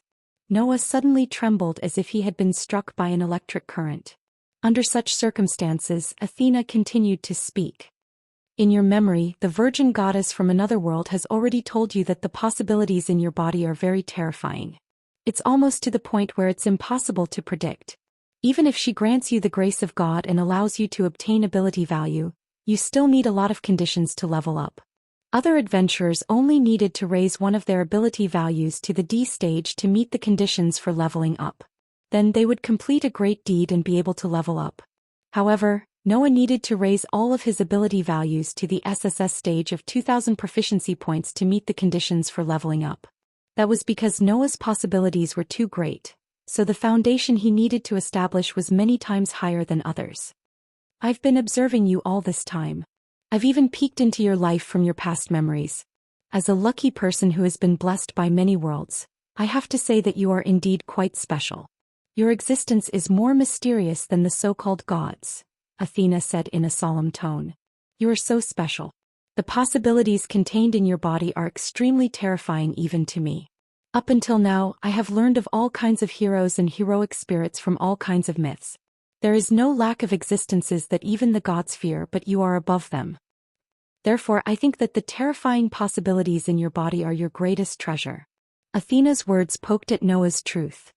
Therefore, from the very beginning, the use of the sun sovereignty that I thought of was not to strengthen your ability. Noah Dole, I want to use the sun sovereignty to explore the huge possibilities in your body and make you an invincible existence. Chapter 1569. Become an undefeatable existence? At this moment, even Noah almost stopped breathing because of Athena's arrogant words. If it were someone else who said this, Noah would definitely not believe it. However, Athena was the goddess of wisdom. If she wasn't confident in something, she definitely wouldn't say such words so easily. In other words, Athena was confident that she could make Noah truly an undefeatable existence.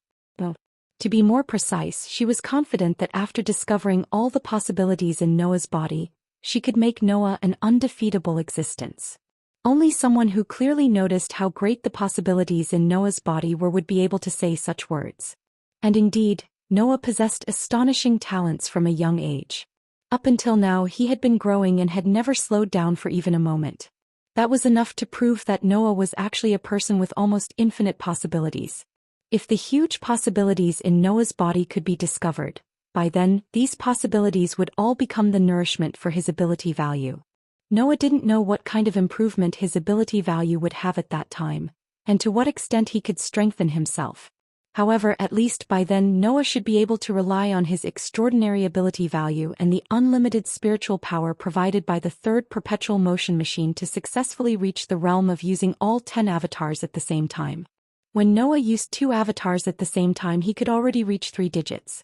When Noah used 3 avatars at the same time, he would be at the peak of 3 digits, becoming someone who even the King of Gods and King of Gods could not compare to. It was not strange at all. And if Noah paid a price and forcibly used 4 avatars, he could definitely reach 2 digits and be on par with existences like White Yiksha and Halloween Queen. In this way, if Noah could use 10 avatars at the same time, Coupled with the increase in his ability value, he could become an undefeatable existence. Could he not do it? Of course, whether he could do it or not, Noah did not know. Noah only knew that if he really reached that point, no matter what in the worlds he had been to, he would definitely not be able to find an opponent, including this box. Therefore, Noah could not help but speak. Can the possibilities in my body really be discovered by relying on the sun's sovereignty? If you must say it can or can't, the answer is naturally yes. Athena's voice did not have the slightest hesitation. The sun's sovereignty is a very special existence and has a wide range of uses. Many individuals who occupy special positions in this world use the sun's sovereignty to complete their spirit and achieve great things. That is a process of discovering possibilities.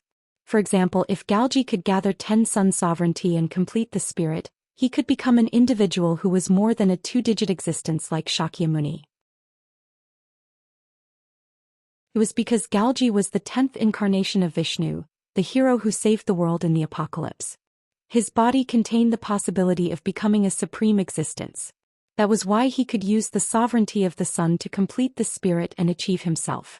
Otherwise, there wouldn't be only a few people who could use the sun sovereign to complete the spirit lattice. Now, Noah was only using the sun sovereignty to do the same thing as Galgi.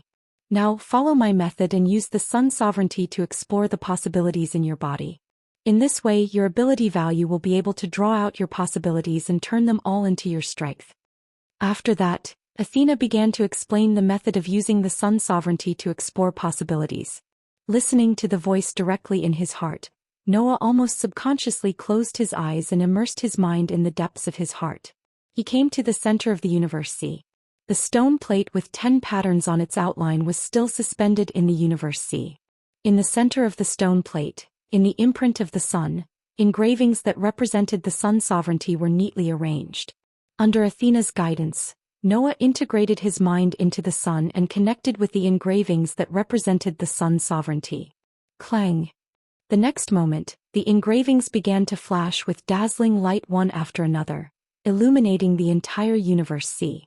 The light was just like the sun. It was dazzling and dazzling. It was warm and warm. The dazzling brilliance like the sun shone in the entire universe. See. And under the guidance of Noah's mind, it gushed out of the universe. See. The dazzling brilliance that gushed out of the universe. See suddenly shone in Noah's body and shone on every corner of Noah's body. Wherever the dazzling brilliance from the universe see passed, the endless energy flowing in Noah's body seemed to be boiling and surging like a river. At the same time, Noah clearly felt it. In the depths of his body, something that could not be sensed before was gradually reacting. That reaction seemed to attract the dazzling brilliance shining in every corner of Noah's body, and all of it gathered there. As the dazzling brilliance gathered, the reaction became more and more intense. Sensing this reaction, Noah was overjoyed. That reaction was definitely the possibility contained in Noah's body. Next, he only needed to use the power of sun sovereignty to draw out those possibilities, and then it would be a success. Therefore, Noah began to concentrate all his mind on his body, allowing the power of sun sovereignty to gather at the place where the reaction occurred. In Noah's room, the atmosphere of silence spread little by little. Noah sat cross-legged on the bed in the room. His eyes were closed and his body was motionless. He maintained this state and allowed time to pass.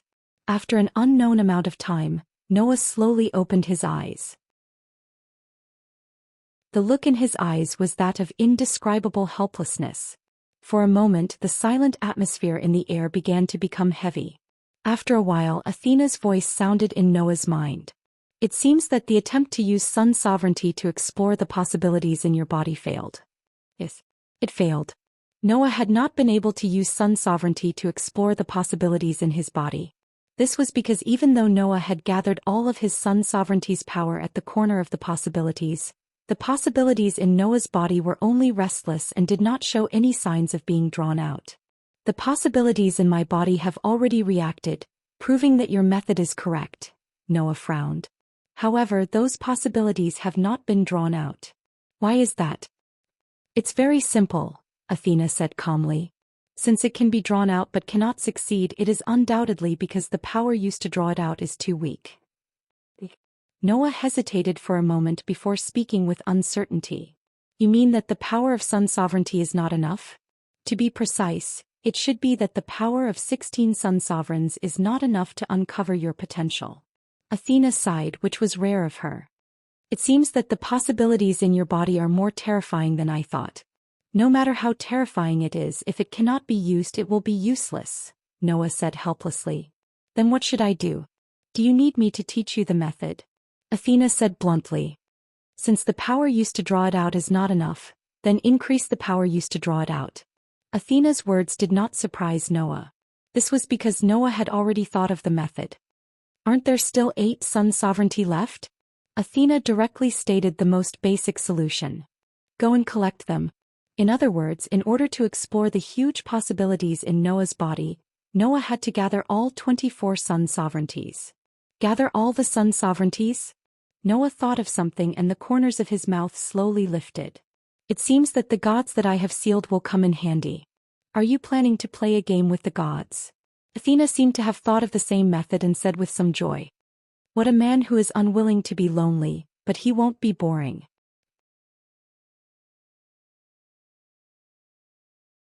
Chapter 1570.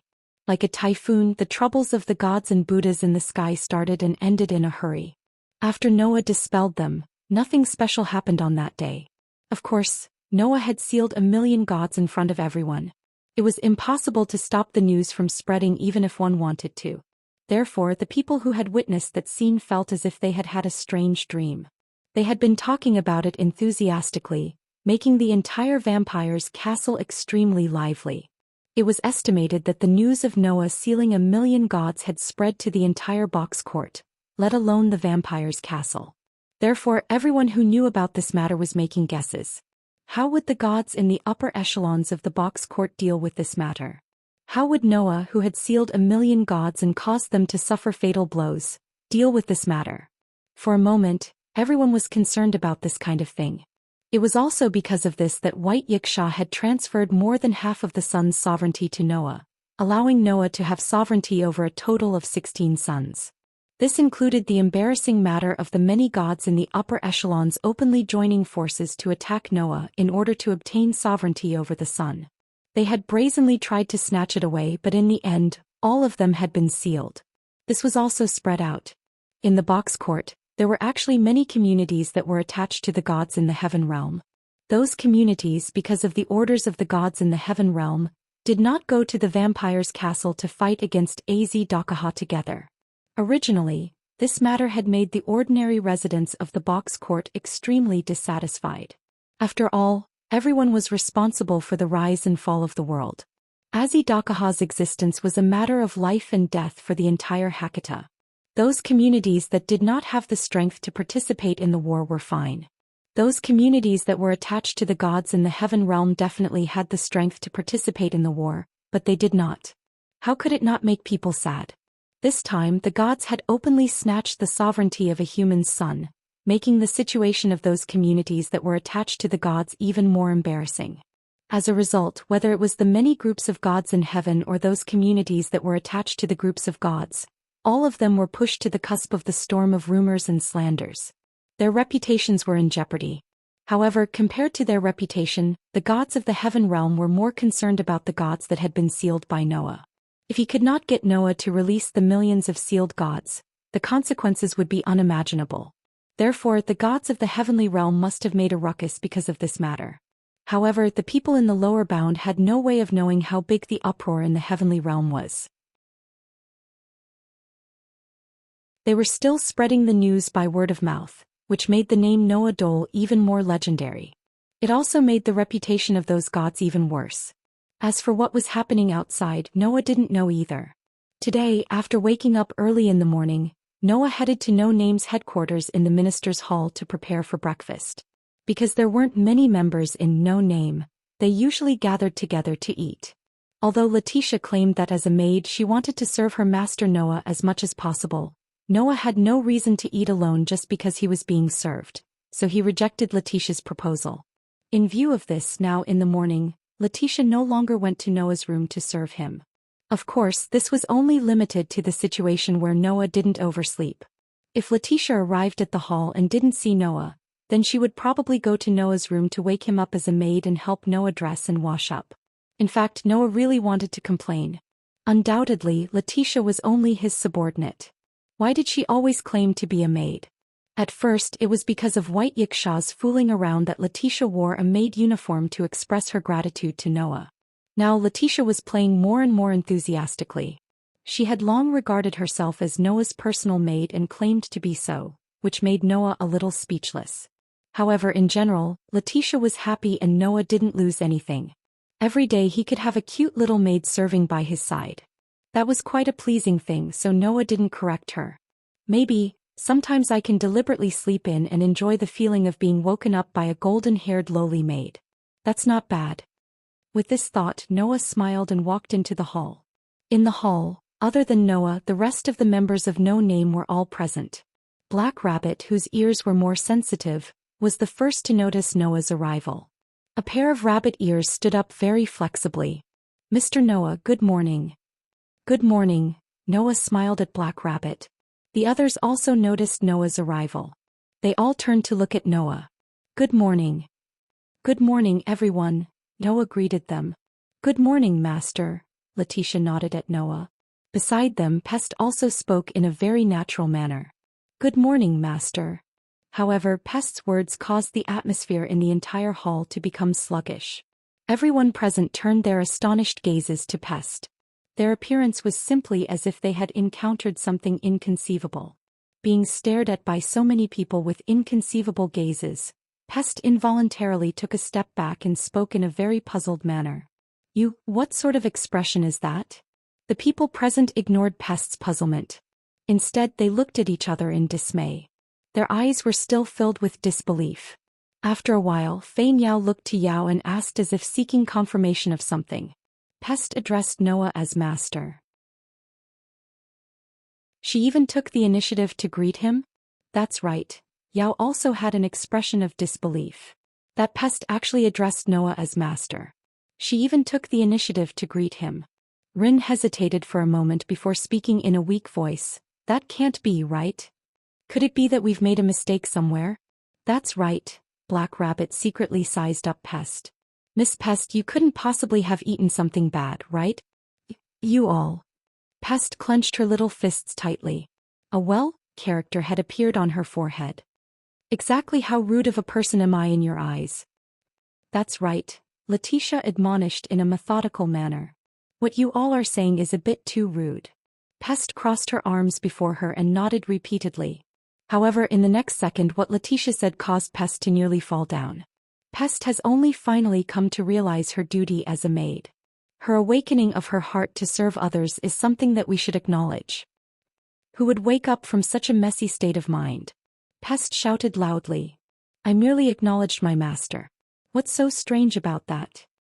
Hearing those words, Fein Yao, Letitia, Rin and Black Rabbit spoke in unison. "It's very strange, right? It's very strange. It's very strange. It's very, very strange, isn't it? Yes. It's very strange. I understand now. You all want me to determine the cause of your deaths, right?" Pest lowered her head. Her delicate body started to shiver. A burst of black wind started to swirl around her body. Powerful anger filled the air. "Since that's the case, it's decided then. Your cause of death is death from illness." Seeing that Pest was about to flip out, the people present finally realized that the joke had gone too far. Immediately, they cried out in alarm and hid behind Letitia. Unfortunately, it was simply impossible for a little maid who appeared to be only 11 or 12 years old to block so many people. It was as if the group of people were putting on a monkey show. Such a joyous and harmonious scene caused Noah to feel very helpless. However, he was unable to prevent the corners of his mouth from slowly curling up. "Enough, all of you, stop messing around." Noah shook his head with a smile on his face. Then he looked to Pest. "Pesidu, I still have to introduce an instructor to you later." "Instructor?" Pest was startled. "Instructor?" The others were also startled. "That's right," Noah nodded and said. "She boasted that she would help you reach a 4-digit rank. You have to work hard."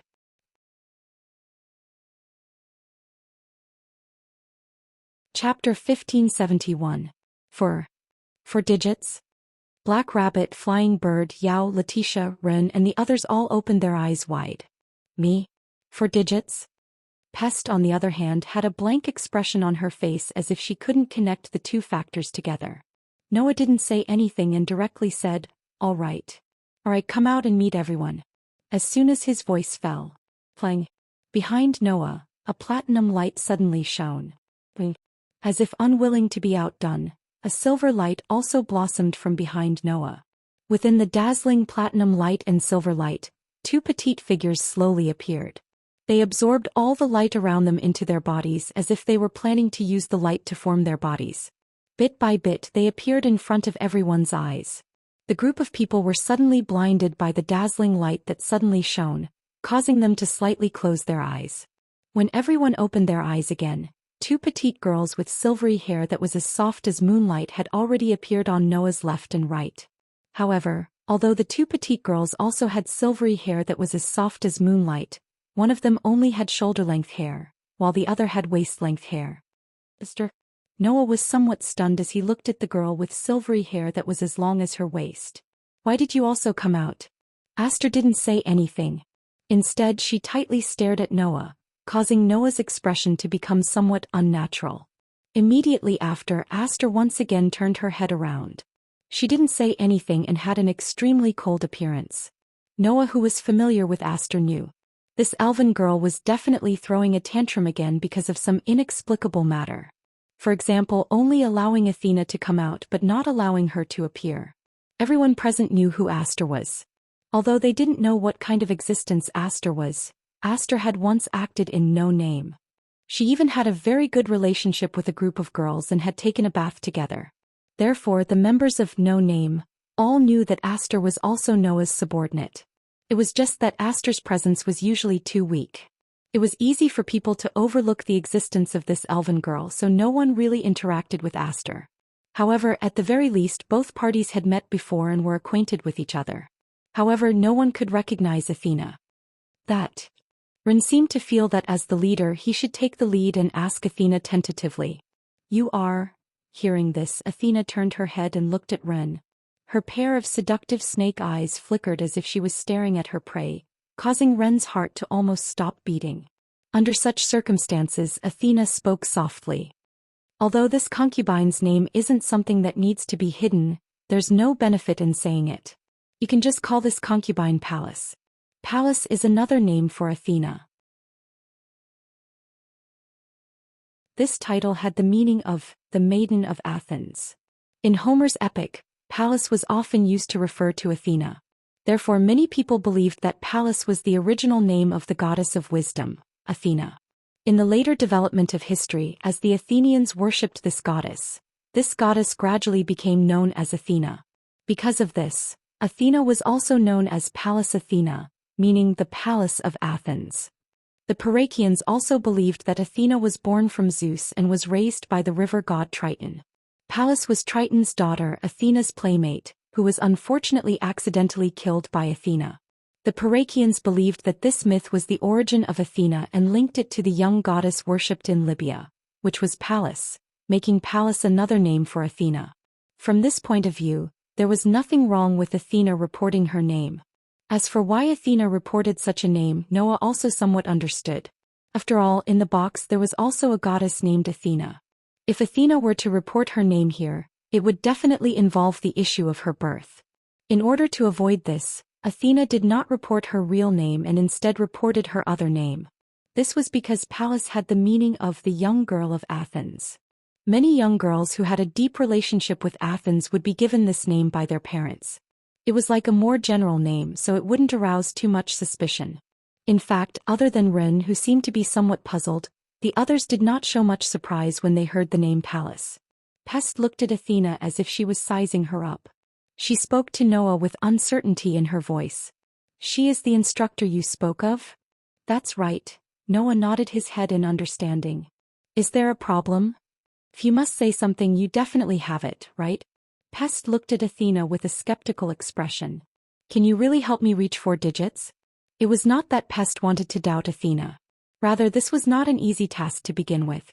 As a deity, Pest was an existence that stood at the apex among the 5-digit deities. She was only a step away from reaching the 4-digit deities level. However, this single step was as far as the eye could see. While it might seem like there was only a difference of one level between 4 digits and 5 digits, the former was classified as the upper level of the box. Even the majority of the Asura gods and Buddhas were at this level. As for the latter, they were classified as the middle level of the box. In the vampire's castle, there were many communities with 5 digits. For example, the community of Sarah and Shadora, who were the rulers of those levels, had 5 digits. However, in the vampire's castle, apart from Letitia and the Queen's Knight, only 16th Knights had the ability to reach 4 digits. And now, Noah was saying that as long as this young girl, who was not much older than Pest, gave some guidance, Pest would be able to reach 4 digits. Was this convincing? Faced with Pest's suspicion, Athena merely glanced at her. Right at this moment, Pest felt as if all of her body's temperature had been snatched away.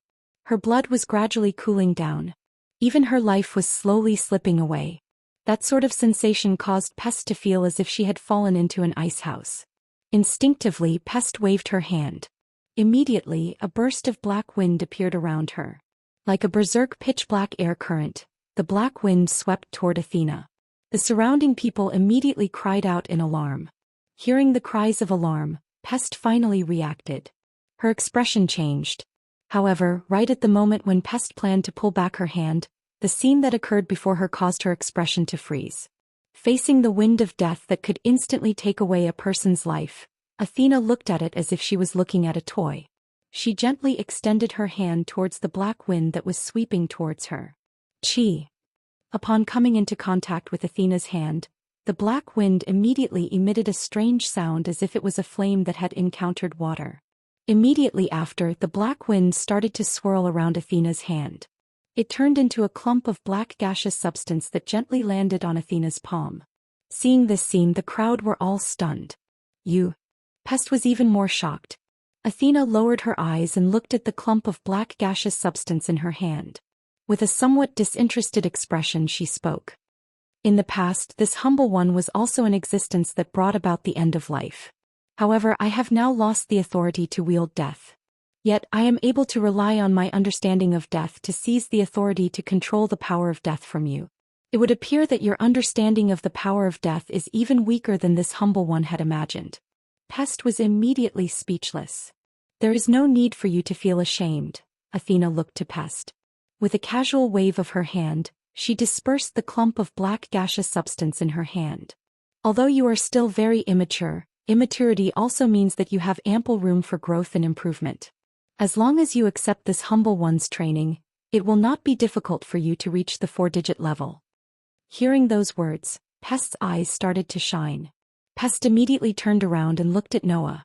Evidently, Pest already believed in Athena's ability. Well, that's how it is. Noah spread open his hands and said to Pest. Thus, Pest, from now on you will learn from Pallas. Pest took a deep breath and nodded her head heavily.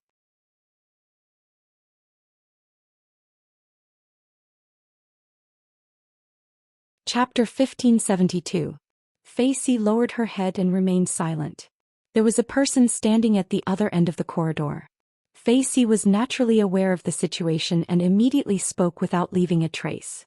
Why do you look like you wanted to eat a high-class steak but realized you don't have enough money and can only eat at a roadside stall? As for Aster, perhaps he was unconvinced that Athena had taken control of No Name the moment she appeared, but his presence was still so weak, so he also followed her. Noah turned around and looked at the source of the voice. Seeing that Noah and Facey had fallen into a state of speechlessness, the person said with a strange tone. This sentence caused Noah's eyes to flicker. However, Az Dakaha will break out of his seal sooner or later. When that time comes, who knows how many people will lose their precious lives here.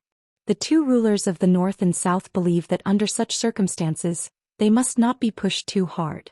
Therefore, it is a good thing to have some topics that can divert their attention. When the other party reported his name to Noah, he spoke in Japanese. If possible, I really hope they can do something serious. Therefore, the man in front of him, who Noah thought was a piece of trash, was undoubtedly a human. Noah was quite interested in Will-O-Wisp, taking in the souls of innocent children who died. It's just that I don't know if we'll be able to have a peaceful conversation after we meet. On the busy street, Facey led Noah and walked slowly in a certain direction. Thus, right after they finished eating breakfast, Athena immediately brought Pest out of No Name's base of operations in the throne hall to search for a suitable location outside. However, at that moment, there was not a single person sitting on the seats that were placed under the sunlight. In other words, if Imperial Gate was translated as Emperor, the person's true identity would be revealed. Seeing that person, Noah raised his eyebrows slightly. Perhaps it was because it had been a long time since she was able to train excellent warriors as a mentor like in the mythological era. Athena seemed to be very motivated. It couldn't be helped. Noah couldn't sense a trace of the aura of a deity from the other party's body. At least, Noah, who was prepared to have a high-level negotiation with the newcomer, felt like he had punched a cotton ball with all his might, causing his chest to be choked with air. Among the upper echelons of the box court, there were very few gods who clearly expressed their opposition to creating a new box court and abandoning the old one. Name. The other party scratched his head and smiled indifferently. Oh. Noah was curious. Then who are you? His casual words caused Fei-Si to stop in her tracks. It's not a problem to meet him. Noah spread out his hands and reminded him meaningfully. There was a need to mention it here. Hearing this, Fei-Si said with absolute certainty. The man, who didn't know that he had given Noah the impression of a useless person, said something extremely depressing. It's very simple. Fei-Si said. Today we will book this place. Fei-Si said to Noah. Just like before. Noah paused for a moment at Fei-Si's words, but he quickly regained his composure. Because, among the upper echelons of the box court, there is no one who cares more about the survival of mankind than him. There is also no one who is closer to mankind than him. It was a voice that sounded very immature and frivolous at first glance. It was an open-air restaurant opened by the commercial community 6 Wounds, which was still under the Dragon Horn Griffin Lion Alliance. It seems that everyone is still talking about Sir Noah's great feat of sealing millions of deities in one fell swoop. Yes. Fei-Si was silent for a moment, then nodded. After saying that, Fei-Si didn't say anything else. She silently led the way and brought Noah to a place. In Japanese, the word imperial had a way of reading it. It was the same as the word emperor. The moment she appeared, she said something that would cause others to look down on her. Moreover, it was very boring. What was going on here? Curious about this, Black Rabbit, Flying Bird, Yao, Letitia and even Rin followed after Athena. They seemed to want to see how exactly Athena was going to teach Pest. Your Excellency Noah, there's someone I hope you can meet. Since I've returned, I won't let that lizard kill anyone in front of me. Then Noah spoke. Then where is the person you want me to meet? Not to mention Noah, even Fei-Si couldn't keep her composure. The surrounding passers-by all looked at Noah. Their eyes were filled with respect and admiration. This made Noah feel somewhat puzzled. My apologies. The person walked up to Noah and Fei-Si and said with a smile. Since that was the case, wouldn't it be better to just bring him to the minister's hall? Why did they have to do it in a public place? From the looks of it, it was no longer at the level of being speechless. Rather, it was at the level of giving up on talking to him. Just as they walked out of No Name's base in the minister's hall, Noah discovered them. Oh, they're already here? Forget it. Noah looked around as if he had given up. He saw a man walking out from a building not far from the open-air restaurant. Although he did not know how to adopt the souls of dead children, as someone who had also adopted a bunch of children, Noah might be able to get some resonance from the practice of will-o-wisp. That might not be the case. The corner of Noah's mouth twitched slightly, but there was nothing he could do. He could only look at the person and say straightforwardly, Sakura of Imperial Gate? You. Noah looked at the man who called himself Sakura of Imperial Gate in shock. At that very moment, Noah's heart had successfully formed the impression that the young man was a piece of trash. All of a sudden Noah frowned. In Hindu mythology, the heavenly emperor, the ruler of the gods, the leader of the 12 heavens and the war gods, one of the founders of Hakata, and also the main god of the Black Rabbit. Please don't worry. Although this is my own idea, I believe that you will be able to negotiate with the other party. As of now, all of Azidakahar's doppelgangers have been destroyed. There is nothing else we can do. Fei-Si didn't turn around and continued to lead the way, but her tone was very serious. Without any other choice, Noah could only walk out of the base and plan to walk around the streets, or just sit at Vera Ai Xiao and Jack's place? For Sir Noah to say this, it is very convincing. I believe that you will be able to do it. After all, what we are going to talk about is not suitable for others to know. Why do you say that? With this thought in mind, Noah walked out of No Name Space. I've been waiting for a long time, so I just ordered some drinks. In the end, I realized that this restaurant didn't have a toilet, so I could only go nearby and borrow one. That kind of existence was now in front of Noah. Yeah. Noah shrugged. Then a voice sounded. The upright Queen Knight seemed to have never known how to beat around the bush. She spoke directly to Noah as soon as she came up. After breakfast, Noah was the only one left in No Name Space. Can you please meet with him? In the next second, Fei Si said with admiration. Without waiting for Fei Si's reply, Noah sensed an aura that could not be ignored closing in on them. Also known as Indra. To be more precise, it should be a lobbyist sent by the gods. A person. Noah looked at Fei Si with a half-smile. You can call me Imperial Gate Shirtian. That is my current name. Fei Si had been looking in the direction of No Name Space. As soon as she saw Noah walk out, she immediately went up to him. It was a man who seemed to be in his 30s. He was wearing a shirt with a wide-open collar and a suit jacket on the outside in a deliberately non-mainstream manner. Before Noah had time to consider the meaning of the words current name, he was shocked by the name that the other party reported.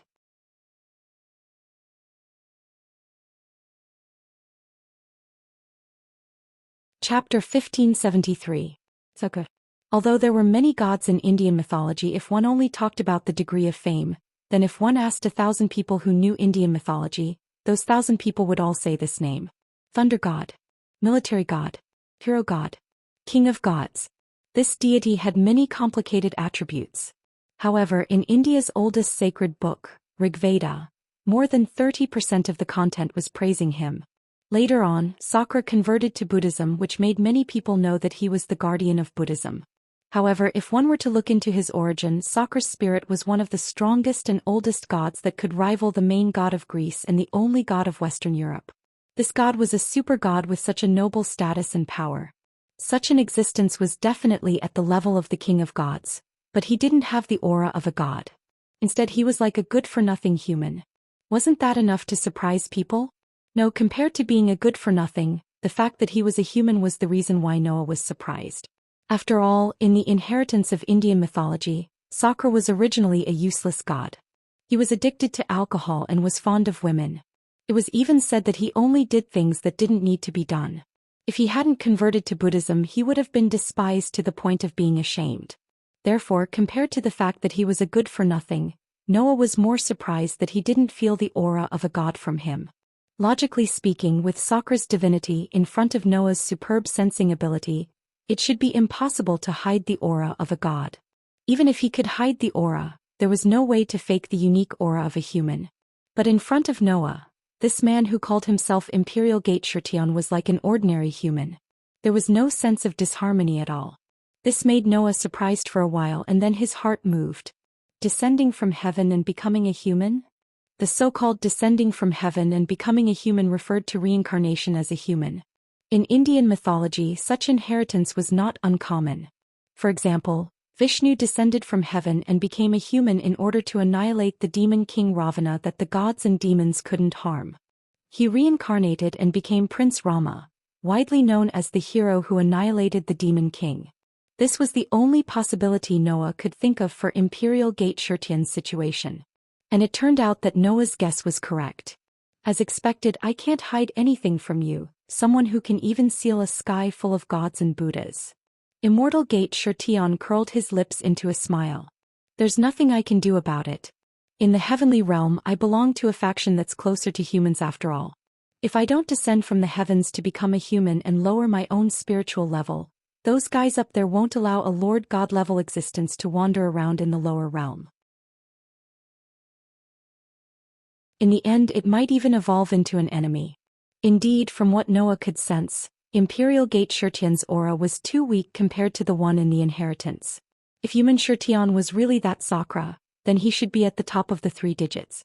In terms of strength, he should be even stronger than Aziz Dakaha. Among the 3 figures, the only one who could firmly suppress Sakra was probably the Queen of Halloween. However, now, the aura of Imperial Gate Shirtion in front of Noah was a little too weak compared to that kind of existence. The current me is at most a 4-digit level. To you, that's an existence that can be dealt with one punch, Imperial Gate Shirtion said carelessly. So, there's no need for you to be on guard against me. Let's open up our hearts and have a good chat, how about it? Well, if you're really that celestial emperor, then there's no need to be on guard against you. Noah sighed, then suddenly smiled. If it's another god, I'll have to consider whether the other party descended from the heavens to become a human to deal with my, another cosmology. Hearing this, no matter how careless Imperial Gate Shirtion was, he couldn't help but laugh bitterly. That's true. Compared to the current me, I, who was originally the strongest species, am even less likely to pose a threat to you. It's a little unnecessary. Okay, the two of you, please don't continue to stand here and talk. It's a little too eye-catching. Facey finally spoke. Let's go inside and talk. Noah and Imperial Gate Shirtion both nodded. Together with Facey, they walked into the open-air restaurant, chose a corner farthest from the street and sat down. Presumably, you should already know the purpose of my visit, right? Imperial Gate Shirtion said straightforwardly. I'm here to ask you to release the group of gods that you've sealed. Noah's expression didn't change at all. He picked up the coffee that had just been served by the waiter, took a sip first and then responded very naturally. The group of gods that you mentioned that I've sealed shouldn't be just the group of gods from Hindu mythology led by the famous celestial emperor, right? That's right. Imperial Gate Shirtion nodded. I hope you can release all the gods. What's the reason? Noah didn't raise his head and continued to drink his coffee. The gods of heaven came to find trouble with me, so I have a reason to seal them, but I don't seem to have a reason to release them, do I? That's why those guys who are at their wits' end can only beg me to negotiate with you. Imperial Gate Shirtion sighed and looked deeply at Noah. And if you need a reason, then if you don't release the group of gods, then countless worlds will welcome the collapse of mankind, and mankind will be completely wiped out. How about that reason? This sentence made Noah's hands suddenly stop moving. The atmosphere became heavy all of a sudden. As everyone knows, the gods exist because of the faith of mankind, and mankind relies on the grace of the gods to survive.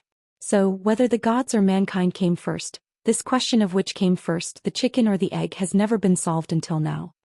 Imperial Gate Shirtion looked directly at Noah. However, there is no doubt that the gods and mankind are existences that depend on each other. Whichever side perishes, the other side may disappear.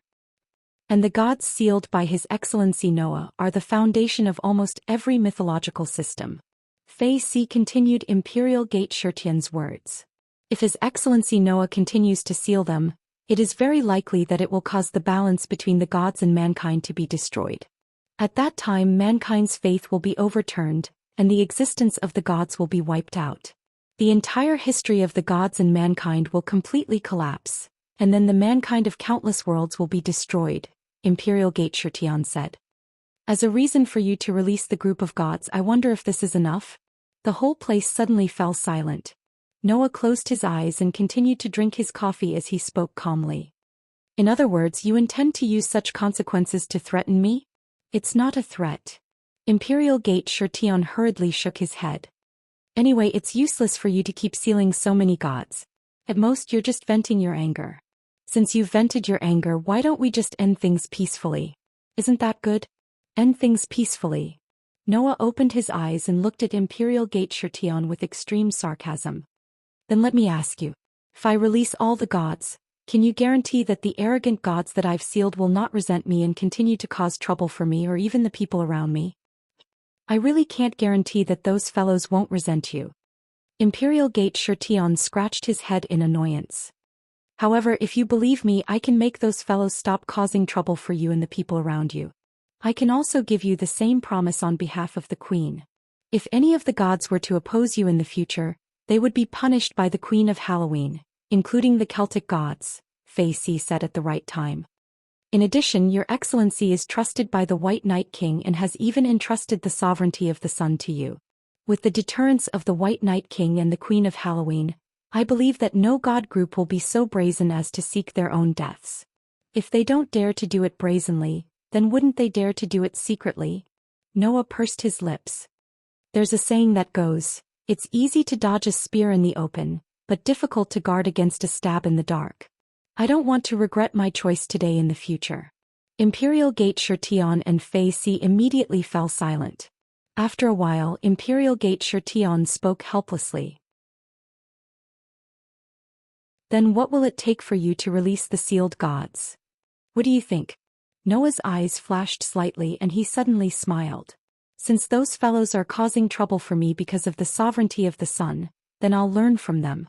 The next second, Noah made a declaration. "If you want me to release the sealed gods, then use the remaining 8 sun sovereigns in exchange."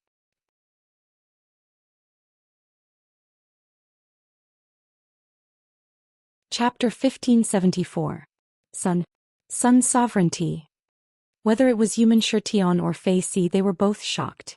Obviously, the two did not expect Noah to propose such a condition. Fei Si even spoke with great emotion. "You want to gather all the sun sovereignty?" "Why?" Noah answered without changing his expression.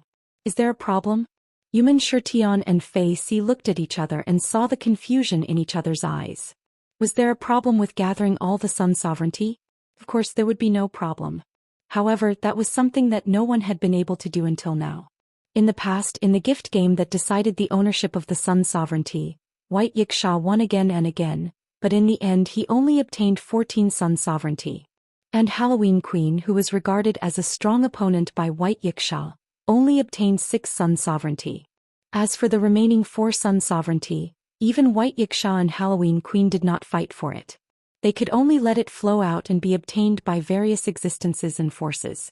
Even White Yiksha and Halloween Queen, who stood at the pinnacle of the box court, could not do it. Now Noah, a human, wanted to do it.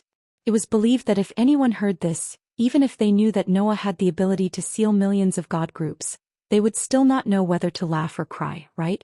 However, at this point Human Shirtion and Fei Si were shocked to find out. Noah, it was really possible to do it. Out of a total of 24 sun sovereignty, 16 sun sovereignty is currently in my hands. Of the remaining 8 sun sovereignty, Halloween Queen has 6 and the other 2 are missing. Noah said as if talking to himself. However, there are more than tens of thousands of god groups in the heaven realm. If no god group has the sun sovereignty, then they are really living as dogs. Human Shirtion and Fei Si were speechless. Looking at Human Shirtion and Fei Si like this, Noah spoke slowly. "Since those gods and Buddhas are preparing to create a new box court and collect sun sovereigns, it's impossible that they haven't collected 2 sun sovereigns. In addition to the 6 sun sovereigns in the hands of Halloween Queen, the other 8 sun sovereigns that aren't in my hands are all on the god's side." After saying that, Noah looked at Human Shirtion and Fei Si with a burning gaze.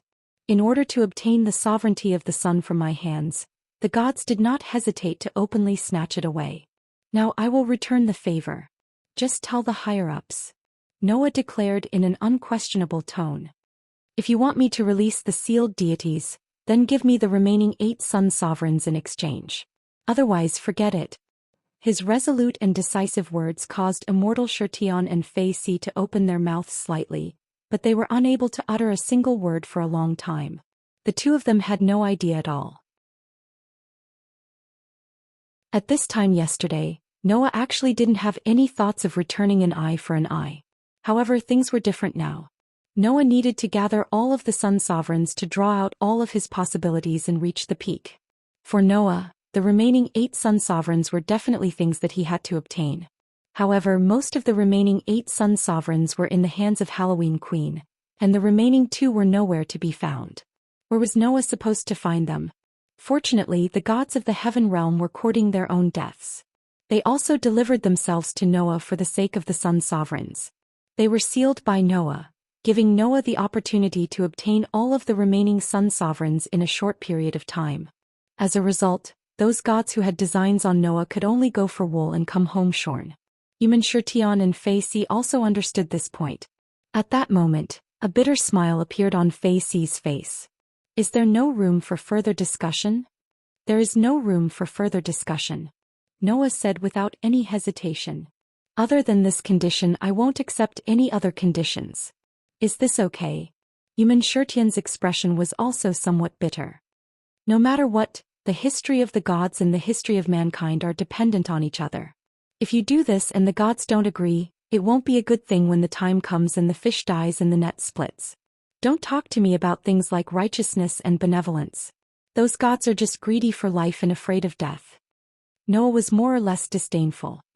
Aziz Dakaha alone forced those guys to abandon the box and ignore the lives of the humans in the lower realm.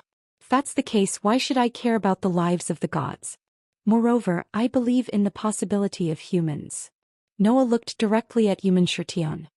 Even without faith, without the grace of the gods, humans can still survive and won't perish.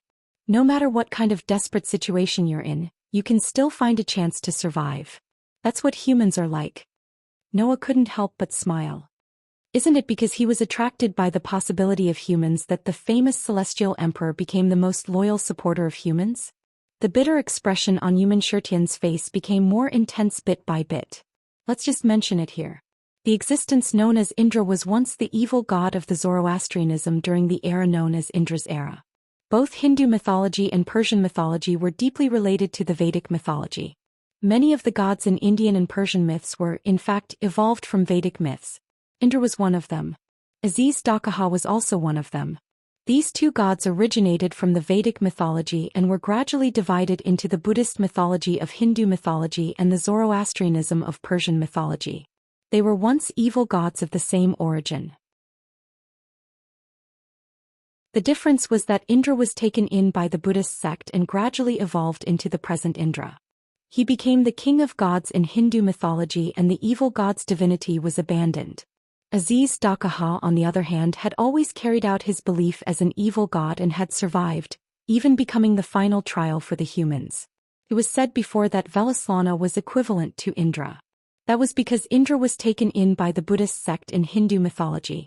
Indra's divinity in the Zoroastrianism became a part of Mitra's divinity and was inherited by Velaslana, who split from Mitra's body. Perhaps it was because Indra had converted to Buddhism and abandoned the evil side of him, which was absorbed by Persian mythology.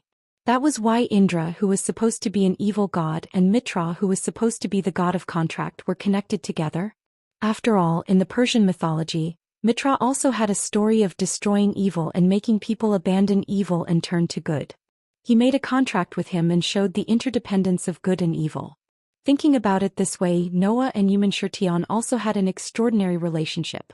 At least, the power in Noah's body that belonged to Velaslana was of the same origin as Indra. It was said that the reason why Indra abandoned evil and turned to good had a lot to do with the life in the lower realm.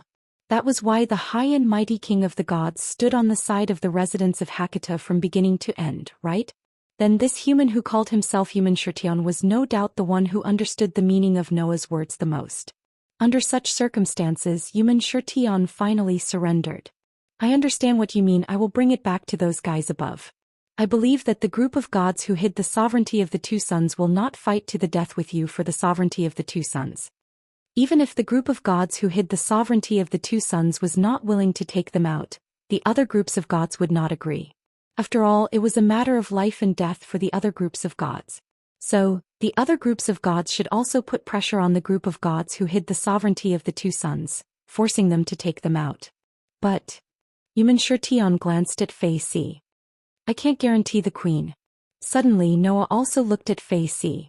Under the gazes of the two men, Fei Si's expression was a little uncertain. Finally she sighed. I will also tell Her Majesty what you mean. In order to save the entire Celtic group of gods, I believe that even the queen will compromise, right? In other words, the remaining 8 sons were already under Noah's name. Noah did not hide his laughter and said so. Then I will give the two of you one day. At this time tomorrow, I hope you can give me a satisfactory answer. What else could Immerse and Fei Si do? The two of them could only nod helplessly. Seeing this, the smile on Noah's face became brighter and brighter, and his heart began to become active. At this time tomorrow, perhaps Noah would be able to gather all 24 sons and draw out his own possibility. At this moment, Noah was only looking forward to it. Looking forward to the arrival of tomorrow.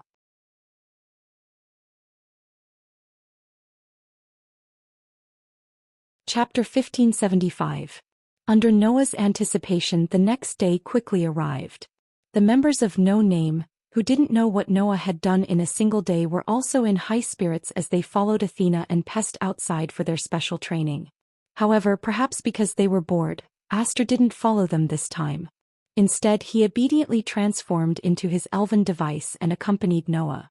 Other than Aster, Ren also didn't follow them. After all, 16th Night was still unconscious and couldn't be left unattended. As the leader of the community, Ren seemed to have accepted the responsibility of taking care of 16th Night. Undoubtedly, there were so many cute girls in No Name, but they were reduced to being taken care of by Ren. If 16th Night woke up and found out about this, she would definitely be very unhappy, right? Noah, on the other hand, obediently stayed in No Name's base in the minister's hall until he felt that it was about time. Then he walked out of the minister's hall and headed towards the outdoor cafe that he had been at yesterday. This time it was still the same as before. Noah returned to the cafe under the gazes of respect and reverence of many people. He sat down at the same place as yesterday and ordered a cup of black coffee from the waiter. He sat there quietly and waited for the arrival of Imperial Shirtion and Fei Si. Imperial Shirtion and Fei Si didn't make Noah wait for too long. At around the same time as yesterday, Imperial Shirtion and Fei Si appeared in the outdoor cafe at the same time. As soon as they appeared, Fei Si politely lowered her head. "Sorry to keep you waiting." Sorry. Imperial Shirtion casually waved his hand. "Although I can use the realm gate and distance isn't a problem, it still takes a lot of time to convince those old fogies. Fortunately, I made it in time. There's nothing to apologize for. You're not late. Moreover, I've already prepared to wait here for you all day." Noah wasn't in a hurry. He first called the waiter over and ordered drinks for the two. After the waiter left, he looked at Imperial Shirtion and Fei Si. "Looking at you two, you shouldn't be bringing me any bad news, right?" "Sort of." Human Shirtion seemed to feel a little tired. After sighing, he scratched his head. "I don't know what kind of news the Queen Knight will bring, but I do have some good news." "Is that so?" Noah's eyes lit up as he smiled. "In other words, it's done?" Although those fellows showed that they would rather die than submit in the beginning, after all, no one is willing to joke about the future of the entire pantheon for the sovereignty of two sons. Human Shirtion spread his hands, took out a gift card from his bosom and pushed it in front of Noah. "So for the time being, I did not disappoint and obtained the two sun sovereigns collected by the gods." Looking at the gift card that was pushed in front of him by Human Shirtion, Noah somewhat impatiently picked it up. Clang. In the next moment, the gift card in Noah's hand shone brightly. The light was like a fluid and it didn't flow in all directions. Instead, it flowed toward Noah's hand and entered Noah's body.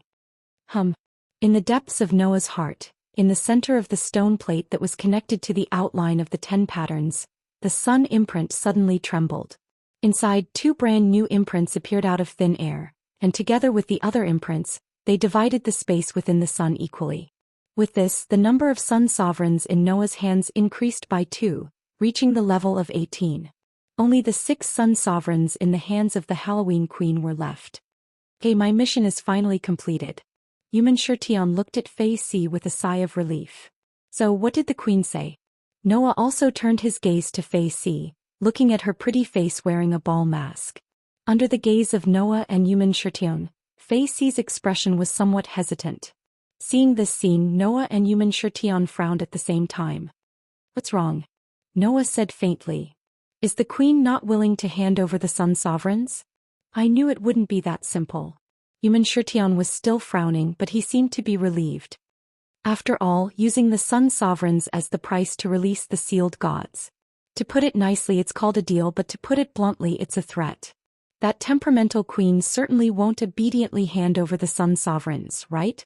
Human Shirtion analyzed in front of Noah and Fei Si, as if he had suddenly become an outsider, and no matter what happened next, it had nothing to do with him. And what Human Shirtion said happened to be one of the answers that Noah had thought of since yesterday. Therefore, Noah didn't show any surprise, as if nothing had happened, and calmly nodded.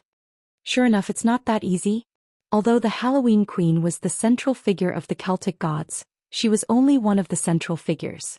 She couldn't make the entire Celtic gods obey her orders. Otherwise, the Celtic gods wouldn't have come to find trouble with Noah and suffer the consequences of their own actions. And in such a situation, Why would the Halloween Queen have to pay for the stupid actions of the Celtic gods alone? Presumably, even if the Halloween Queen could pay for it, the other gods and the Celtic gods would have to pay a high price to persuade this figure who was an exceptional existence among the three-digit gods, right? In other words, it was very likely that the negotiation would go wrong in the end, causing them to part on bad terms. Noah had long guessed that there was such a possibility, and he had discussed it with Athena to prepare countermeasures. Now it was time to use that countermeasure.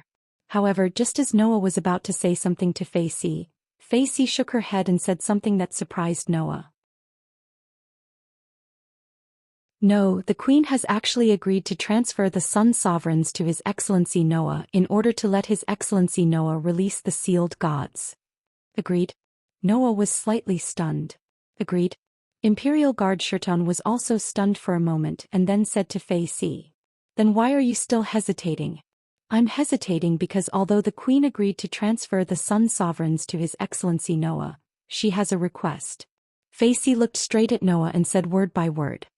"His Excellency Noah, the Queen wants me to tell you that if you want the Sun Sovereigns in her hands, she hopes to give it to you in person." "What?" Noah was surprised. "Give it to me in person?" "Yes." Facey nodded heavily. "So please get ready, His Excellency Noah, and come with me to see the Queen." After that, Imperial Guard Shirtion left directly. According to him, his mission had been completed. If it was to accompany Noah, it would be fine, but there was no need to accompany such a dangerous person. That was natural. Although the Halloween Queen was one of the central figures of the Celtic gods, she was also a demon king. Once upon a time, White Yiksha was also a demon king. However, after converting to Buddhism and obtaining the divinity of Yiksha, White Yiksha gave up the title of Demon King and became the ruler of the hierarchy. The Halloween Queen was also a demon king. Moreover, until now she was still a demon king and had no intention of turning over a new leaf. Such an existence, coupled with Imperial Guard Shirtion's evaluation of her as temperamental, was needless to say how dangerous she was. If the Halloween Queen was so dangerous, Noah also did not want to deal with her. However, this time Noah would not back down here. Noah was determined to get the Sun Sovereigns.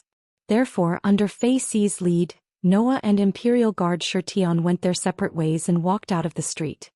"So, where should I go to see the Halloween Queen?" Noah asked Facey beside him.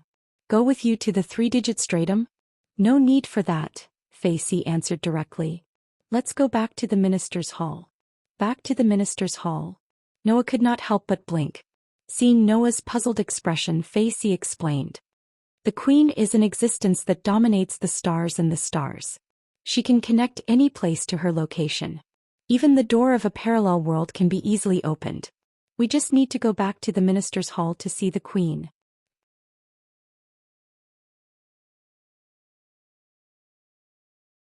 Chapter 1576. Halloween Queen. Just like the name mentioned, it was an existence that had a lot to do with Halloween. Just like the White Night King was the incarnation of White Night, Halloween Queen was also the deification of Halloween. Therefore, this existence formed from the Hallowmas divinity was known as the Queen of Hallowmas. There were many rumors about this queen in the world. It was said that she was a typical problem child.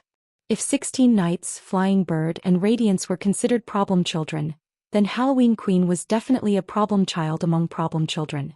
At least 16 Nights, Flying Bird, and Radiance's freedom were limited to only one person. Halloween Queen's pranks, on the other hand, could affect the entire box. Moreover, the most important problem was that Her Majesty's temperament was quite changeable. Sometimes she could suddenly kill someone while she was smiling. Other times she would inexplicably forgive the person who made her angry when she was extremely angry. There was even a time when the Halloween Queen did not hesitate to use the power of realm manipulation to teleport the entire environment of other places to a place she liked because the environment of one of the outer areas of the box court was quite bad. Because of this, she did not hesitate to make a move. She used the power of realm manipulation to teleport the entire environment of other places to create a place she liked at will, causing a huge commotion. Therefore, Halloween Queen was the Devil Queen, and Imperial Gate Shirtion disliked her so much. In any case, Halloween Queen was indeed very dangerous. Even Facey had to admit this fact. "So, the Queen didn't say that I can go with you. If I go with Sir Noah to see the Queen, it is very likely that the Queen will be angry." In the main hall of the throne hall, Fei Si said to Noah, who was beside her. Your Excellency Noah, please decide for yourself what to do next. Decide for myself? Noah was really helpless. In other words, as long as I walk around the throne hall I can see Halloween Queen? If there must be an explanation, then it's more or less like that. Fei Si was also helpless and could only give Noah such a suggestion. In short, Sir Noah only needs to walk around the throne hall and avoid places with people. If you see any door that you normally don't, then go in and take a look.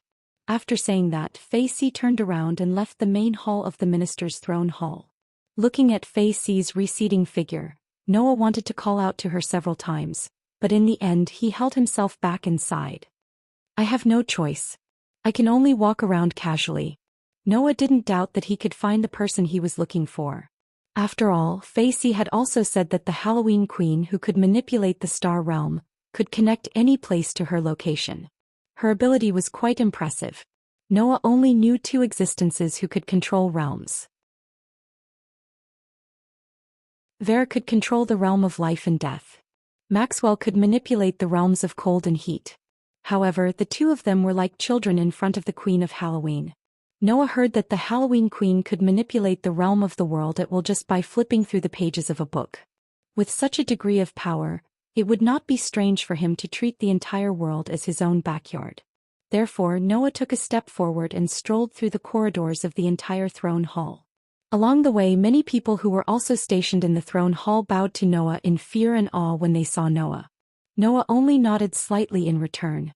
After which, he deliberately avoided places where there were people and strolled along the empty corridor. This time, Noah walked at least 10 to 20 laps, which took him a whole hour. In the end, not to mention the door that usually didn't exist, even the door that usually existed, Noah tried to open it, but there wasn't even a ghost. Gradually, Noah began to feel impatient. Is the Halloween Queen playing with me? After a long time, Noah couldn't help but have such a thought. Imperial Guard Shirtion said that the Halloween Queen's temperament was quite erratic.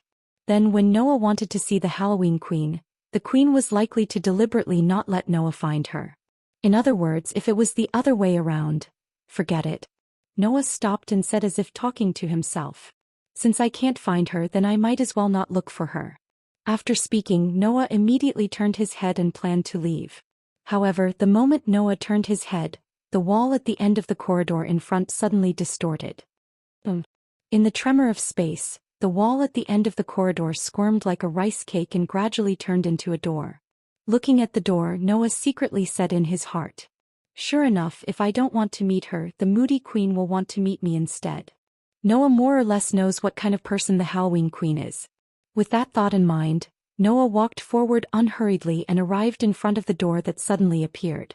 With his hand on the door, Noah gently used his strength and slowly opened the door. With the opening of the door, Noah's vision was gradually occupied by a burst of dazzling sunlight. Some of the strong sunlight made Noah's eyes squint slightly.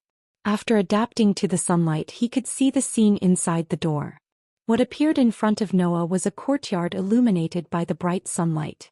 It was a courtyard with marble tiles on the ground. Around the courtyard there were all kinds of flower beds. Above the courtyard there was a thin layer of sky. In the center of the courtyard there was a pavilion. In the pavilion there was a round stone table. Noah lifted his foot and walked into the courtyard. When Noah walked into the courtyard, the door behind him suddenly trembled and gradually dissipated like a phantom. This scene made Noah frown slightly, but he didn't say anything and continued to walk inside the courtyard. However, Noah didn't finish this part of the road. In the next second, something that even Noah didn't expect happened. Clang! The ground of the entire courtyard suddenly flashed with a bright golden light. Noah's face changed and without hesitation he jumped up and flew into the air. In that instant, the entire ground that was shining with a bright golden light actually shattered bit by bit like glass. Not only the ground but even the surrounding space and even the sky above were like fragile glass, cracking little by little in the sound of kacha-kacha. Finally it completely collapsed. Noah only felt that the sky was spinning and immediately the whole world collapsed. As if to replace the collapsed world, Noah was directly thrown to a place. Noah, who was suspended in the air, surveyed his surroundings. However, the scene that entered his eyes caused his pupils to involuntarily shrink. At this moment, Noah was in the darkness where there was no gravity at all. There was no sky here, nor was there any land. There was only boundless darkness. In this boundless darkness, the only source of light was a huge celestial body. Yes, star. The place where Noah was now was called the universe by others. So there was no gravity or even air here. The feeling of suffocation began to attack Noah's mind. Noah held his breath as he scanned the surrounding celestial bodies. The next moment, Noah's eyes gradually became dignified. As Noah saw it, black shadows flew out from the celestial bodies like locusts, covering the sky and the earth as they surged out from the celestial bodies. Those black shadows, some were phantasmal beasts with the appearance of various wild beasts, some were ferocious demons and even angels with wings on their backs. With his superb sensing ability, Noah could easily detect them. Those phantasmal beasts, angels and demons, each of them was at least a 5-digit existence. An army composed of all kinds of 5-digit existences, like bees flying out of their hive, rushed out into outer space in swarms.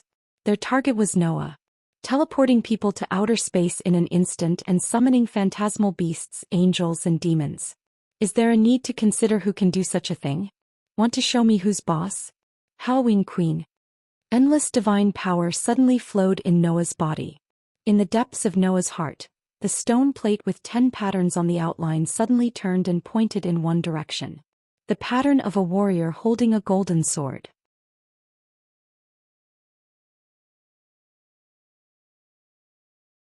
Chapter 1577. In the boundless cosmic sea, the space trembled repeatedly, causing waves of invisible ripples to reverberate in the surroundings. Amidst the frequent tremors of space ripples, the phantasmal beasts, angels and demons rushed out from the celestial bodies like locusts. They seemed to have directly passed through an invisible door, constantly shortening the distance between them and Noah. In the past, Maxwell used the method of manipulating realms to summon servants for him to command and fight for him. However, Maxwell's method was at most using a space jump to transfer the servants from elsewhere. Now the queen who manipulated the star realm crossed the barrier between celestial bodies and celestial bodies, summoning phantasmal beasts, demons and angels from other worlds. Although the celestial bodies seemed to be in the same space, in fact those celestial bodies were not in the same world at all. They were just connected by the Queen of Halloween with her own power and made the creatures living in the celestial bodies of different worlds fight for her. That scene was simply a nightmare. Phantasmal beasts, angels and demons from different worlds rushed out from the celestial bodies of different worlds, and there were simply countless of them. In other words, Noah was now facing creatures from dozens of celestial bodies. Compared with the overwhelming army that was constantly rushing out from the celestial bodies, Noah was simply a drop of water in the sea that would be drowned in an instant. However, in the face of that extremely terrifying scene, Noah's face did not show the slightest fear. The next moment Noah chanted softly, "With my skill of words, let the justice of the world appear." This incantation is powerful and eloquent, a sword of wisdom that calls for victory. As everyone knew, sound could not be transmitted in a vacuum. However, at this moment Noah's voice reverberated in the entire universe in an incredible manner, and it became clear and audible. Along with the voice of the spirit of speech, a dazzling golden light suddenly surged out like a tide.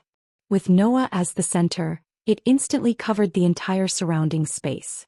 Immediately, Noah closed his eyes and declared loudly as if talking to himself, "Queen of Halloween, you are the personification of Halloween, and also an existence that has been deified by people." The bright light that covered the entire surrounding space suddenly stagnated, and there were bursts of dim light shining inside. Halloween, also known as All Saints' Day, is a traditional Western festival. By the 2000s, this festival had become an entertainment activity. However, looking at its origin, Halloween was originally a traditional sacrifice held during the prosperous period of the ancient Celtic people. Amidst the dim light, golden swords engraved with mysterious runes gradually took shape. In an instant they filled the entire space as though they were arrayed in a formation. In ancient times, the Celtic people had a tradition of worshipping the sun, which changed its brilliance with the change of the 4 seasons as a symbol of life and death. That was the Celtic people's belief in the sun, and that belief was the prototype of Halloween. The neatly arranged golden swords suddenly spun, the tips of the swords pointing in all directions. The day of Halloween is the day when summer officially ends, and also the beginning of the new year. On this day the harsh winter begins. People believe that the souls of the dead will return to their former homes on this day, and look for life on the living to be reborn. Moreover, they also firmly believe that this is the only hope for people to be reborn after death. At this moment the golden swords silently swept out, drawing a beautiful trajectory in the universe and shooting toward the locust-like phantasmal beasts, angels and demons that were swarming over like a swarm of locusts. The living are afraid that the souls of the dead will come to seize life. Therefore people will extinguish the fire and candles on this day, so that the souls of the dead can't find the living. They will also dress up as demons and ghosts to scare the souls of the dead away. After that, people will reignite the fire and candles and start a new year. Therefore this day is the time to worship the souls of the dead in ancient times. While avoiding the interference of evil spirits, they also worship the ancestral spirits and good spirits with food to pray for peace to survive the harsh winter. The phantasmal beasts, angels and demons that were ranked in the top 5 seemed to be unusually disdainful of the golden swords that were shooting toward them. They let out a roar that could not be heard in the vacuum, and fearlessly charged toward the golden swords that were shooting toward them like raindrops. Queen of Halloween, the reason why you are the center of the Celtic gods is because Halloween is the time for the Celts to worship. On this day the sun's radiance changes according to the changes of the seasons. The Celts worshipped the sun as the symbol of life and death. This proves that you have an extremely deep relationship with the sun. Thus, you were gradually regarded as the god of the Celtic gods, and because of this, you were deified and became the center of the Celtic gods. Just as the phantasmal beasts, angels and demons were about to collide with the rain of golden swords that were shooting toward them like raindrops, the golden swords that were emitting a bright light suddenly stopped. However, among the Celtic gods the real sun god is Ruger, the father of Cuchulainn, the son of light. Logically speaking, the center of the gods should be Ruger, who is the sun god, but in the end, it became you who has a deep relationship with the sun. Why is that? The golden swords that had stopped suddenly spun around and pierced into the void like meteors. The reason is very simple. The Celtic people have the concept of ancestor worship. The custom of this people is to worship their ancestors as gods. Ruger was created based on this concept. In the void that was pierced by the golden swords, the rippling power that was originally reverberating like an invisible ripple was violently cut off. Worshipping a famous person in the past as a god should be classified as a heroic spirit, but because of this, Ruger received the postnatal belief and was elevated to a god. In other words, the sun god Ruger is not the strongest kind. The invisible ripples that were cut off by the golden swords were the power of Halloween Queen's realm manipulation. This power was mercilessly cut off by the sword of spirit speech that existed specifically to cut off the Queen of Halloween's ability, disappearing without a trace like a ripple. The power that connected the star realms was cut off, and the stars in different worlds also disappeared one by one. The army of phantasmal beasts, angels and demons that swarmed out like a swarm of locusts suddenly let out roars and shouts of unwillingness. The moment the power of the realm disappeared, they also continuously disappeared and returned to their original world. Because Ruger is not the strongest kind in the end as the personification of Halloween, you who was born in the sun, will be the center of the Celtic gods who are mostly postnatal gods. You will exist as the strongest kind in Celtic mythology to manage the operation of the sun. After severing the power of the star realm and the star realm, the golden swords that covered the sky and earth immediately turned into streams of light and gathered together. In the stream of light, a huge golden sword that was more than 1,000 meters long gradually took shape. The sword body bloomed with a dazzling light like the sun. Noah suddenly stretched out his hand and pointed at the endless universe in front of him. That is to say, Queen of Halloween, although you are a festival that has been deified, you are not a god. Instead, you are a star spirit born from the sun in the realm of life and death. That is your true essence. The gigantic golden sword that reached the heavens and the earth suddenly tilted and slashed down heavily at the endless space that Noah was pointing at. Poochie! With an incredible tearing sound that could be heard in the vacuum, the huge golden sword that slashed down directly cut a crack in the endless universe. I am the strongest and I hold all victory in my hands. Whether human or demon, I am the one who defeats the hostility of all enemies. I will defeat any enemy that stands in my way, in the holy words of the God of Victory, which symbolized the eternal invincibility of the God of Victory. The endless universe that was violently slashed began to spread with the huge crack as the center. Then, the universe that was full of cracks once again shattered little by little like fragile glass. Noah, who was floating in the cosmic sea, only felt a solid feeling coming from under his feet. The air also suddenly poured into his lungs, allowing his breath that had been held to finally return to normal. Only then did Noah slowly open his eyes. Then a figure was imprinted into Noah's eyes.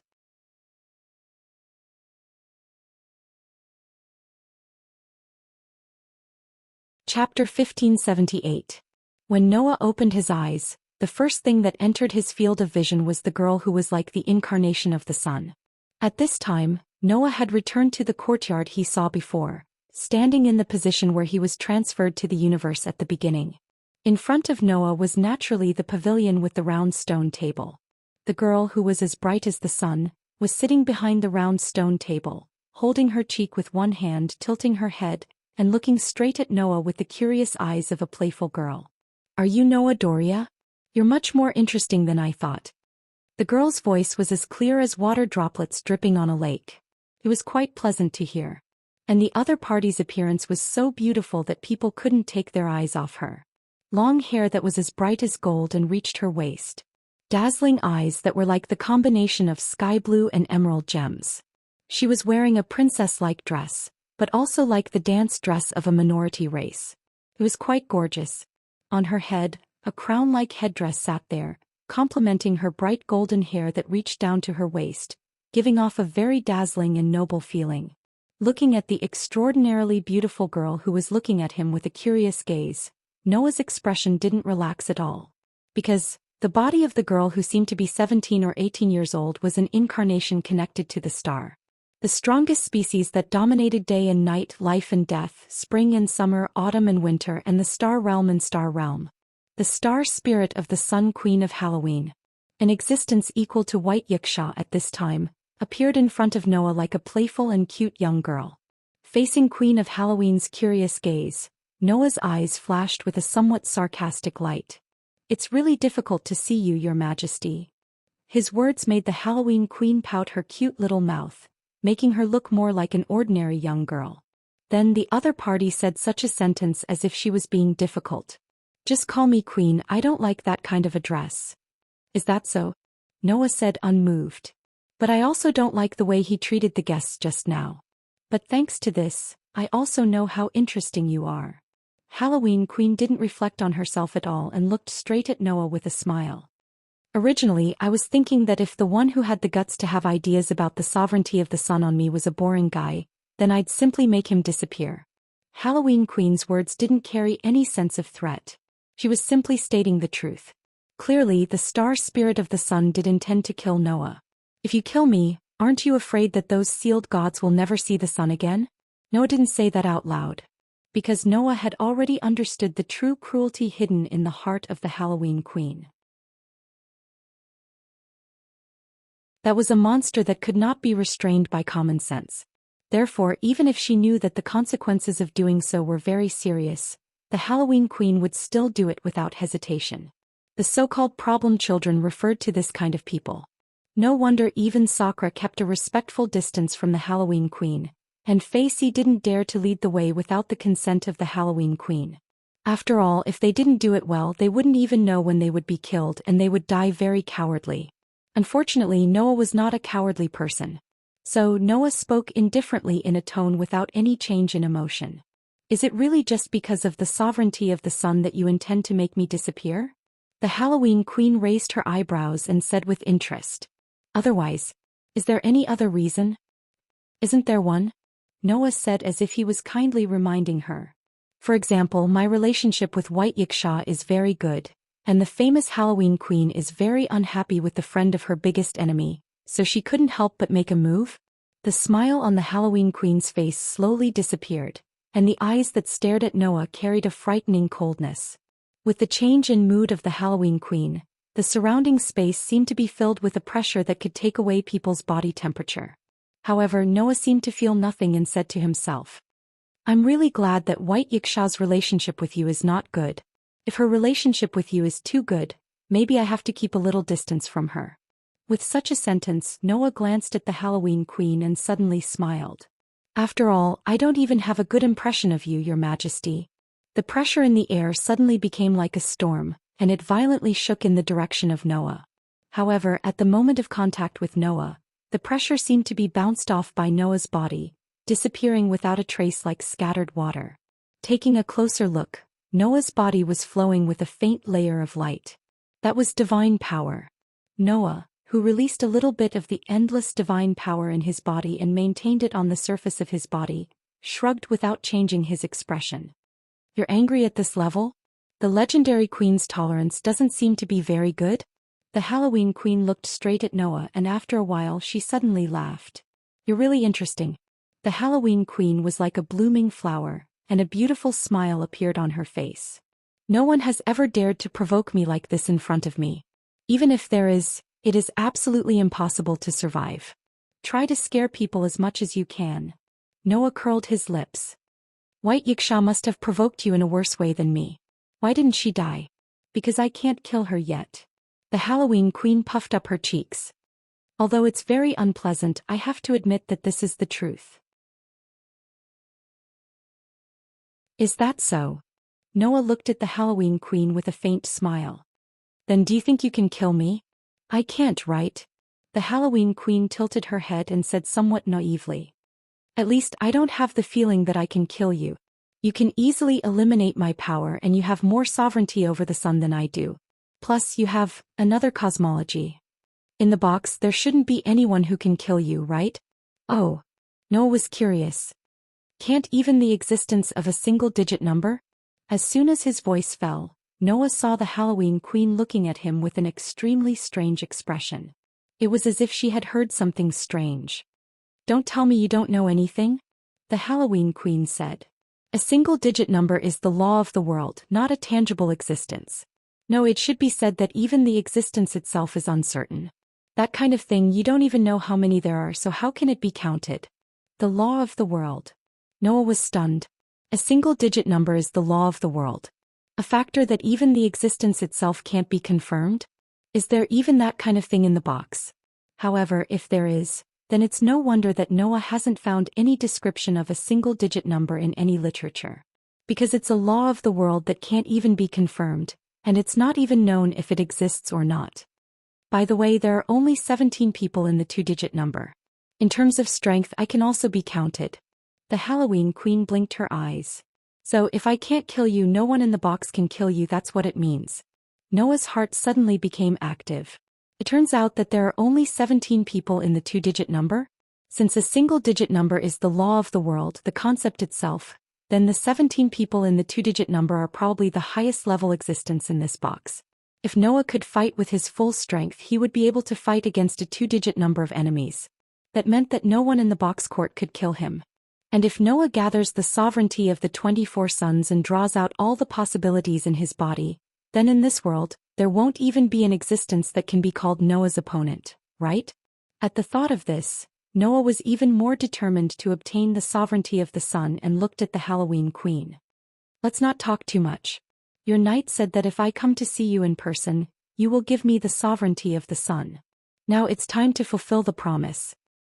"I did say that." The Halloween queen looked at Noah and suddenly changed the topic. "But I changed my mind now." Hearing this, Noah's face froze and looked at the Halloween queen with cold eyes. "What did you say?" The Halloween queen smiled sweetly. "I said I changed my mind now."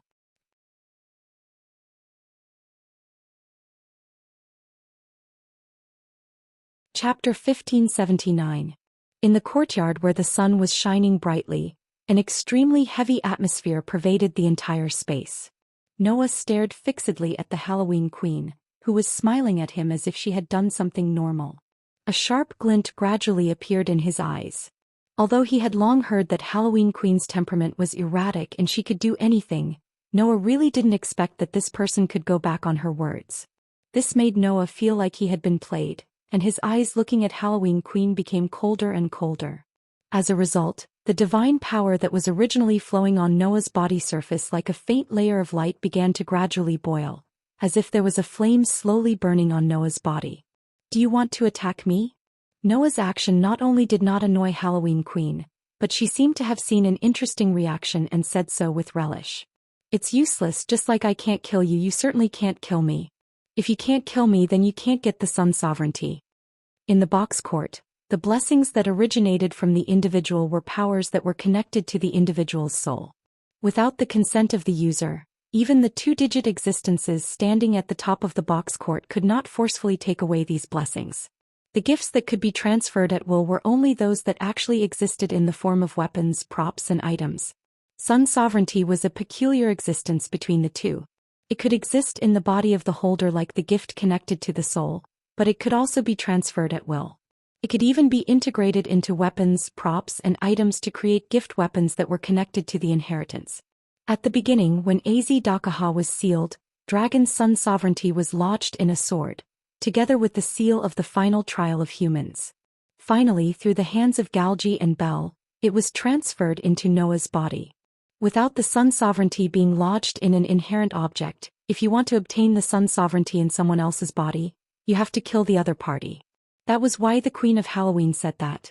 As long as Noah can't kill Halloween Queen, it is impossible to get the sun sovereignty. Noah also understood this point. Noah took a deep breath, suppressed the anger in his heart, and retracted his divine power back into his body.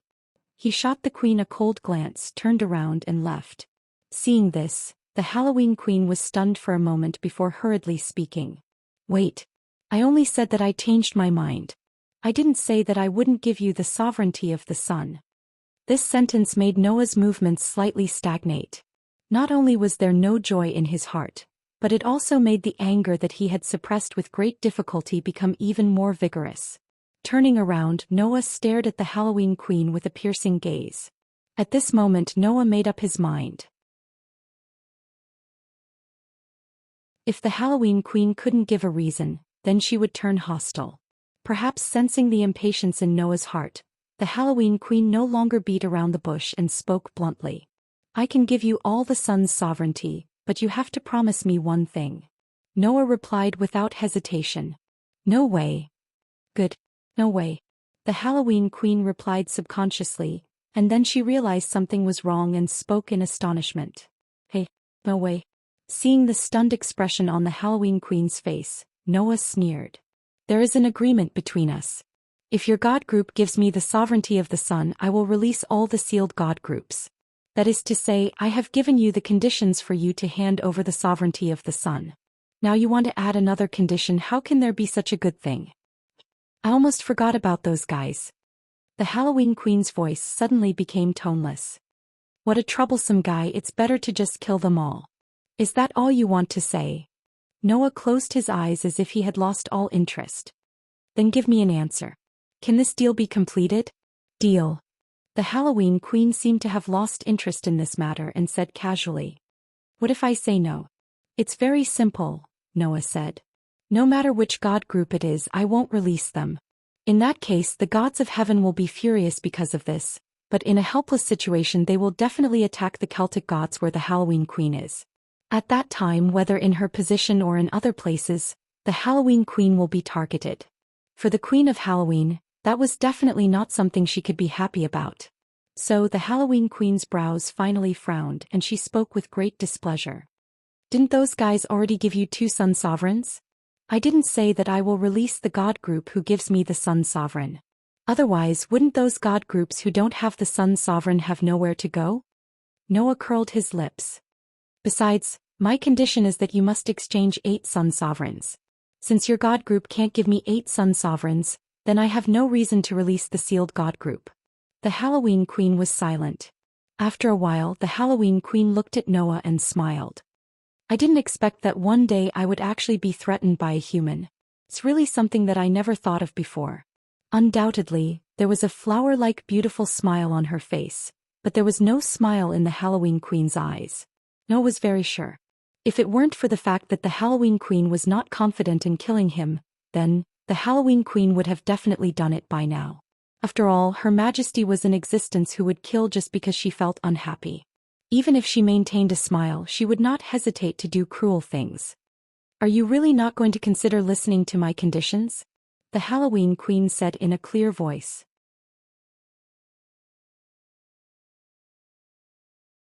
That's just a very easy thing for you to do, isn't it? Something that I can do easily? Noah suddenly looked deeply at the Halloween Queen as if he understood something. He suddenly spoke. I see your purpose is to make me break up with White Yiksha? The expression on the Halloween Queen's pretty face froze. Don't be surprised. Noah shrugged. Since it's something that I can easily do and it's something that you, the Halloween Queen, can feel happy about, then there's only one thing I can think of. Looking at your reaction, my guess is true. The Halloween Queen didn't say anything else. She just looked at Noah and said expressionlessly. So you won't agree? I can agree, Noah said sarcastically. It's just that I'm a very vengeful person. I generally treat others the way they treat me. Since Her Majesty went back on her words to me, then I might learn from her. In that case, will you obediently hand over the sovereignty of the sun to me? Hee hee. The Halloween Queen suddenly giggled without any warning. You're really interesting. Looking at the Halloween Queen's sudden laughter from the bottom of her heart, Noah once again realized how erratic the other party's temperament was. She was simply temperamental. Well, for the sake of you letting me spend a very meaningful time, I'll give you my sovereignty of the sun. With such a sentence, the Halloween Queen took out a gift card and placed it on the stone table in front of her, staring at Noah with great joy. 1,000 years ago, the White Yiksha King and I spent a lot of effort to compete for the sovereignty of the sun. We even became enemies with each other and became enemies. In the end, we only obtained a part of the sovereignty of the sun. 1,000 years later, she and I personally transferred our sovereignty of the sun to a human. As a price, I hope your future performance will still be as interesting as today. If you disappoint me, I may personally take it back. Noah didn't take the Halloween Queen's words to heart at all. For this temperamental queen, Noah felt that the best way to treat her was to ignore her. Therefore, Noah's gaze turned directly to the gift card on the stone table. Suppressing the excitement in his heart, he stepped forward and picked up the gift card. A dazzling light shone and rushed to Noah's palm like flowing water and merged into Noah's body. Noah finally obtained all the sovereignty of the sun.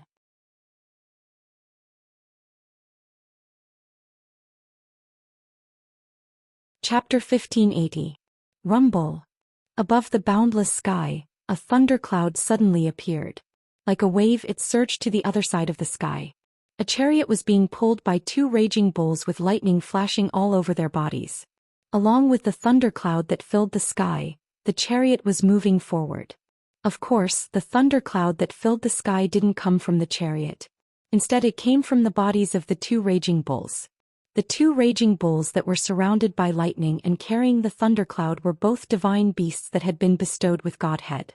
Under the pull of the two raging bulls, the chariot was running wildly in the sky.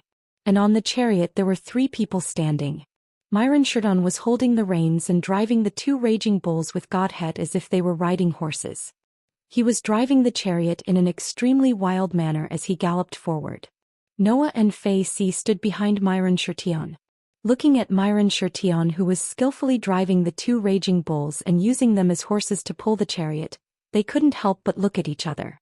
Should I say, as expected of the king of gods of the Indian gods? Noah spread out his hands. Even if he descends from the heavens and becomes a human, his majesty as the celestial emperor is still there. He can casually command 2 divine beasts with godhead. Those 2 divine beasts seemed to be His Excellency Sherdon's chariot when he was still a god. Fei Si also had some feelings. Even if Master descends from the heavens and becomes a human, he still performs his duties without hesitation. It's admirable. After descending from the heavens and becoming a human, Myron Sherdon's power was simply unbearable to look at compared to when he was Sakra. Not to mention other things, after becoming a human, Myron Sherdon couldn't fly anymore. He could only rely on a chariot to travel in the sky. However, it had to be said that traveling in the sky in this way was more exciting than flying by himself. In the eyes of others, it was a more eye-catching scene. Moreover, Myron Sherdon's chariot was quite luxurious. It was quite eye-catching. As the chariot of the famous Sakra, Noah's Gate of Babylon also had this chariot. However, there was a war chariot, but there was no climate ox that could pull it. Naturally, Imperial Gate Shirtion's chariot was more eye-catching. "Don't waste my time," Human Shirtion said without turning his head as he drove the war chariot. "With your abilities, it wouldn't be difficult for you to get the same ride. The only problem is that it isn't easy to get two Godhead climate bulls." Saying these words, Ms. Otto Shirtion fiercely pulled on the reins, causing the two climate bulls to let out a muffled groan, stopping their madly galloping footsteps. "Done." Human Shirtion immediately released the reins in his hand and looked at Noah. "Release the group of gods you have sealed here." Fei Si also looked at Noah, obviously waiting for Noah to fulfill his promise. Noah naturally wouldn't be like the Halloween queen, whose temperament was unstable. He would go back on his word and compromise as he wished. Under the gaze of Human Shirtion and Fei Si, Noah turned around and faced the boundless sky behind him. He stretched out his hands as if he was planning to use his palms to hug a sphere, and put his hands together in front of his body. Plang!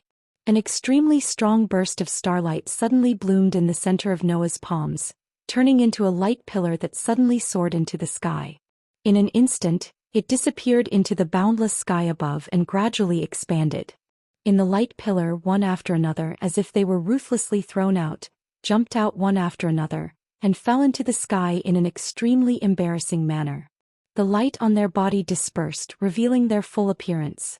In just a short while, the entire sky was densely packed with panic-stricken figures that stabilized themselves and floated in midair, causing a real sea of people to appear in the sky. At the forefront of the sea of people, there was still a group of existences that were the strongest among the various groups of gods, numbering in the 3 digits. With the ancient wind divine spirit as the leader, this group of strongest existences struggled to recover from the sudden state of affairs, stabilizing their bodies and not being as embarrassed as the other gods. Then this group of strongest existences saw Noah standing on the chariot.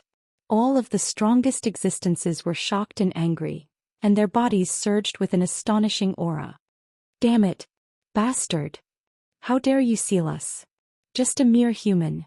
With the eruption of the aura of the strongest existences, the gods and Buddhas in the sky finally noticed Noah's existence, and one after another they revealed shocked and angry expressions. However, before the gods and Buddhas in the sky could erupt, an extremely sharp gaze swept across all of them. "Don't tell me you want to be sealed again?" Noah's pair of deep dark eyes flashed with a sharp light. "I don't mind doing it again, but this time, don't even think about coming out again." His extremely clear voice reverberated throughout the entire sky, causing the gods and Buddhas to stop breathing, and finally fear appeared on their faces, including the strongest existences. At this moment, Fei Si stepped forward and came to Noah's side. She raised her hand and a flag appeared in her hand, fluttering in the wind. "That's..." The ancient wind divine spirit's expression changed. "The flag of the Queen of Halloween? This is an order from the Queen of Halloween," Fei Si immediately declared loudly. "All the Celtic gods and their subordinate communities are not allowed to be enemies with the human hero Noah Dole. All of you stand down." A commotion began among the gods and Buddhas in the sky. At this moment, Imon Shirtion stepped forward again and raised a flag. Seeing that flag, the commotion among the gods and Buddhas in the sky became even more intense. That was because that flag was the flag of the Sky Army. The Sky Army, which was established to annihilate the Demon King, had the martial gods from various mythological systems. And those martial gods were all led by D. Shirtion. In other words, Imon Shirtion was the leader of the Sky Army. Therefore, when Imon Shirtion raised the Sky Army's flag, almost all the gods and Buddhas recognized his identity. Sakra. But why is he here? Ignoring the commotion among the gods and Buddhas in the sky, Imon Shirtion also declared loudly, "This is an order from the leader of all the gods and Buddhas in the Sky Army. I hereby declare that from today onwards, all the gods and Buddhas in the heavenly realm are not allowed to be enemies with the human hero Noah Dole." Everyone returned to the upper level without delay. The whole place fell into a dead silence. All the gods and Buddhas entered a state of confusion, including the strongest gods and Buddhas. "Sakra, The ancient wind divine spirit clenched his fists and shouted. What the hell is going on? What's going on? Immerse's face was expressionless. Can't you guys guess? Hearing this, the gods and Buddhas looked at each other and vaguely guessed the reason for this development. You are using us as hostages to force the gods and Buddhas in the heavenly realm to compromise? The ancient wind divine spirit glared at Noah. Despicable. Despicable. Noah said sarcastically as if he was amused. So that's how it is. Using hostages is despicable and shameless, and seizing by force is noble character and unquestionable integrity. Thank you for your guidance. The ancient wind divine spirit was speechless, but he couldn't swallow his anger. He looked at Immerse with a gloomy face. Sakura, are we just going to let this go?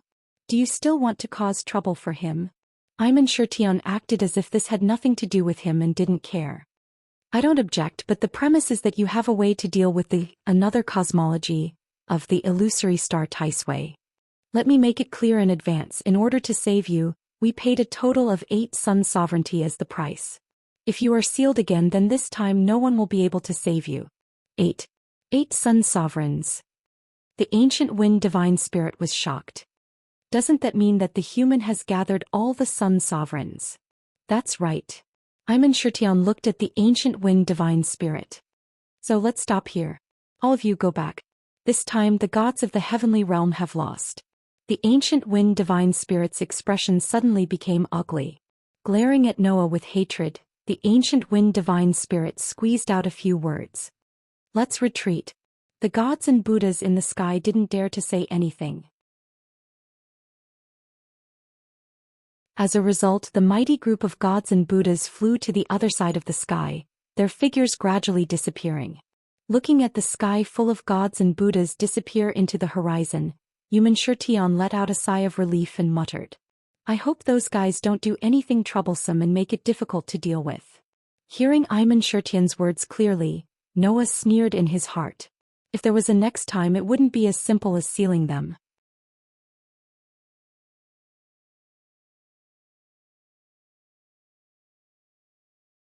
Chapter 1581.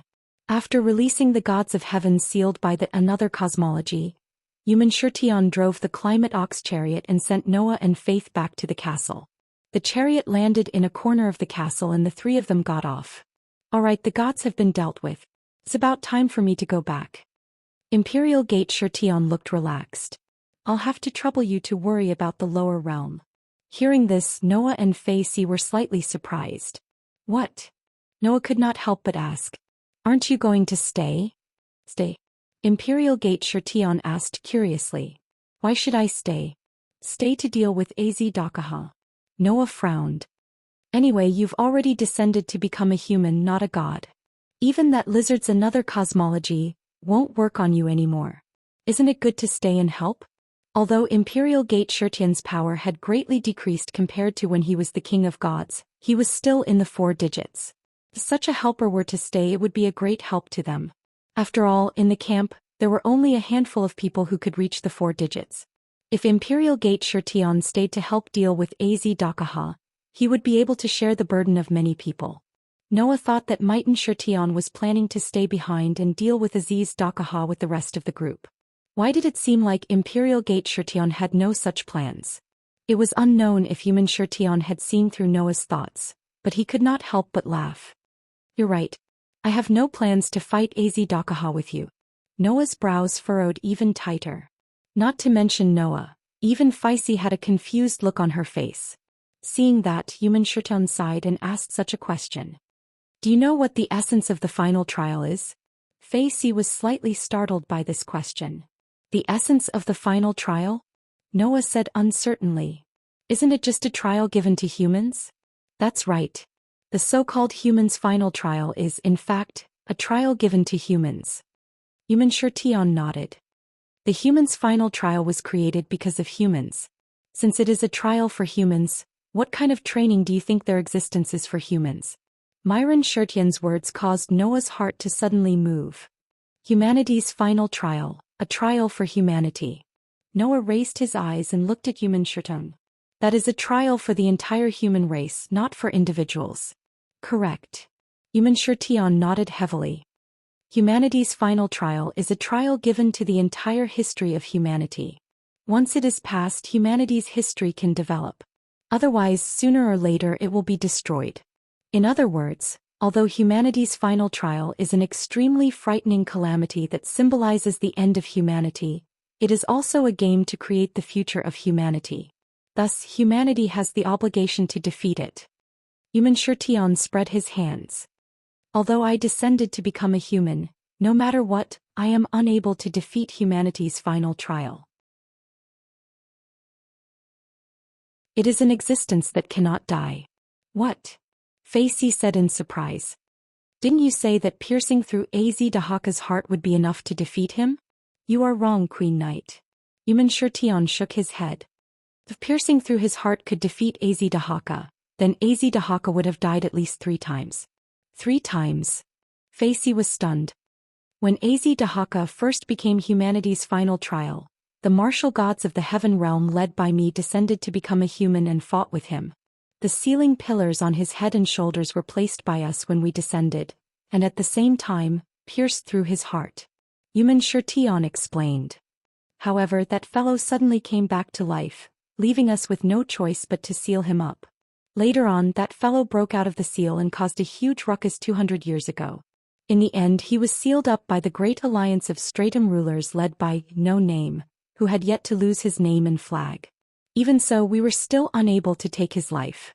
At this point, Yumen cast a meaningful gaze at Noah, who did not look surprised at all. And seeing that you don't look surprised at all, a month ago when you fought with Dahaka who had just broken out of the seal, you should have also successfully killed him once, right? Yes. Noah said helplessly. In the end, that guy suddenly came back to life and attacked me. I was careless and was hit, suffering heavy injuries. That was how I ended up defeated. That's already very impressive. Yumen laughed bitterly. We, the gods of the heaven realm, only managed to kill him once. 200 years ago, the great alliance of the Stratum dominators gathered many powerful communities, including a 4-digit number, and only managed to kill him once. Yet you managed to kill him single-handedly. You have the right to boast. But since we can't kill Dahaka, what should we do? Facey had a bitter look on her face. Could it be that we can only obediently wait for death? Of course not. Yumen answered directly. If you want to defeat humanity's final trial, it's impossible to rely on brute force alone. Since that's the embodiment of humanity's doomsday, then as long as we can unravel the cause of humanity's doomsday, it's possible to defeat him. The cause of humanity's doomsday? Noah muttered to himself. We, the Sky Army, have also researched the mystery of Dahaka's final trial. In the end, although we've solved most of it, we still can't confirm the key parts. Yumen looked closely at Noah. So I can only give you a hint. Noah immediately perked up. Under such circumstances, Yumen said solemnly. If you want to solve Dahaka's mystery, then you have to start from the evil aspect. Evil? Noah was stunned. After all, that guy is an existence known as absolute evil, and he's also the evil god of the sect of fire. Since he became humanity's final trial, then the cause of humanity's destruction and the cause of Dahaka's final trial must be related to evil. Yumen patted Noah's shoulder. Whether or not you can solve the mystery of humanity's final trial will depend on whether you can see through Dahaka's evil, and see through humanity's evil. Noah lowered his head slightly, some ripples in his dark, deep eyes. After separating from Yumen, Noah and Facey returned to the minister's hall together, and then separated in the main hall of the minister's hall, returning to their respective bases. Because the girls from No Name had not returned and Rin was taking care of 16th Night, the entire base was terrifyingly quiet. Noah directly returned to his room, lay on his bed, closed his eyes, and recalled what Yumen had said to him. Is it related to evil? Noah had already made several guesses about the mystery of Dahaka's final trial. Now, with Yumen hint, Noah immediately narrowed down the scope.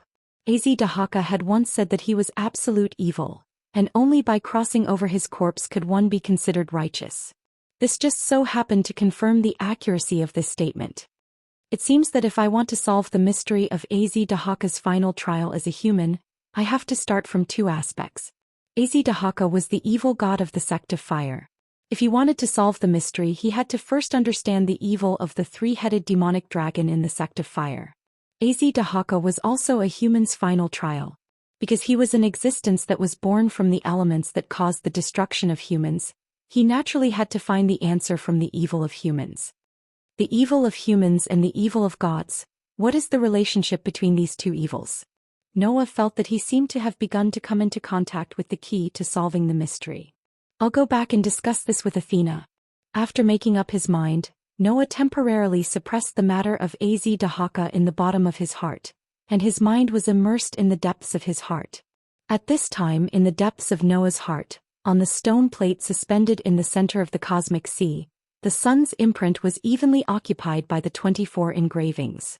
Looking at the 24 engravings that occupied all the space inside the sun, Noah's mood could not help but become a little impetuous. Now all the sovereignty of the sun had been gathered. It was time to draw out all the possibilities in his body. With this thought, Noah's mind directly sank into the sun's imprint.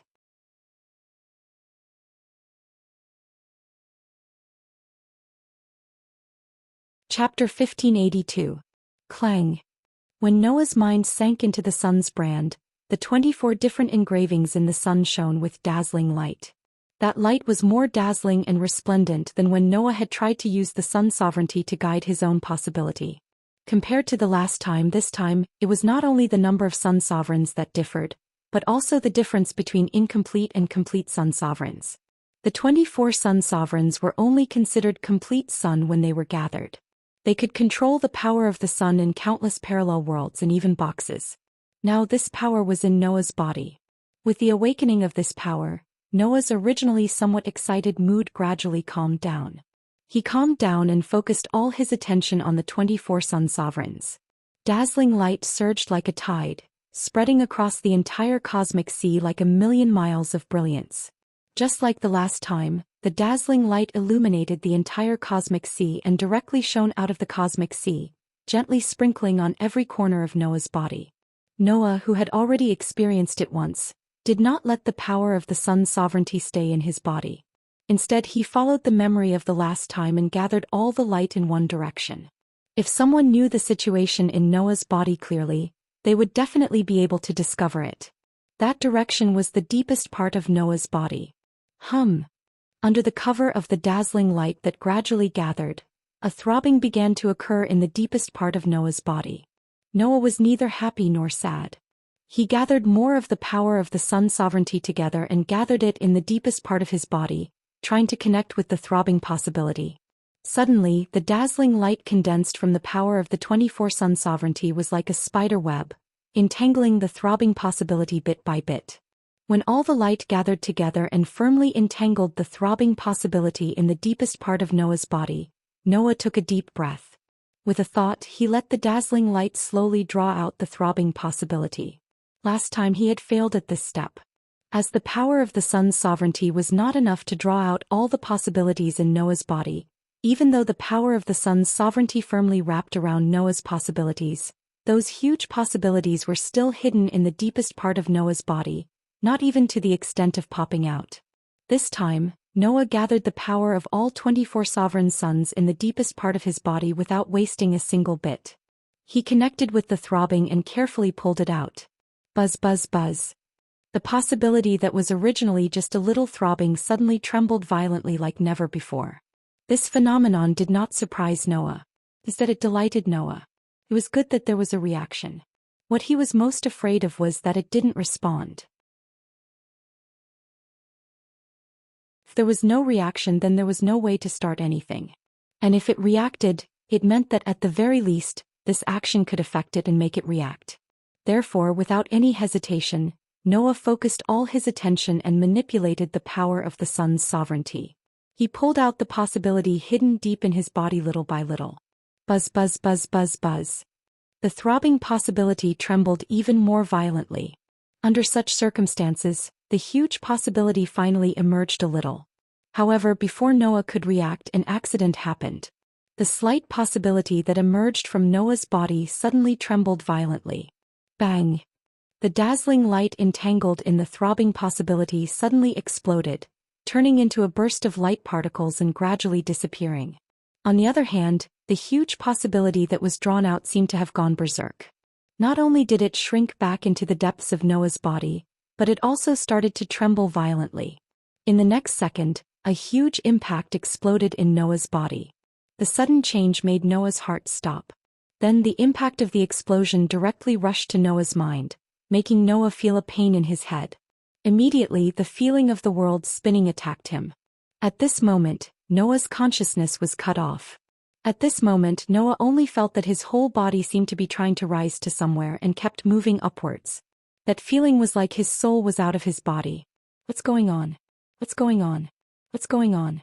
In the midst of the spinning world, Noah only had time to have such a question. Then, at a certain moment, Noah felt that the spinning world began to gradually disappear. However, his body felt light as if he was floating in the sky. Immediately, Noah opened his eyes. As soon as he opened his eyes, Noah was stunned. Because what entered Noah's eyes was not the room he was familiar with, but a pure white space. And in this pure white space, pieces of feathers that emitted a soft white light were like leaves floating in the ocean, gently floating around. Looking at this scene, Noah was stunned. A pure white space with feathers that emitted a soft white light floating around? Noah only knew of one place like this. Between the worlds? Without a doubt, this was Between the Worlds. Why did I return to Between the Worlds? Before this question could be answered, Noah found that something was wrong. The first thing that was wrong was Noah's body. This body was like it did not exist at all, just floating there.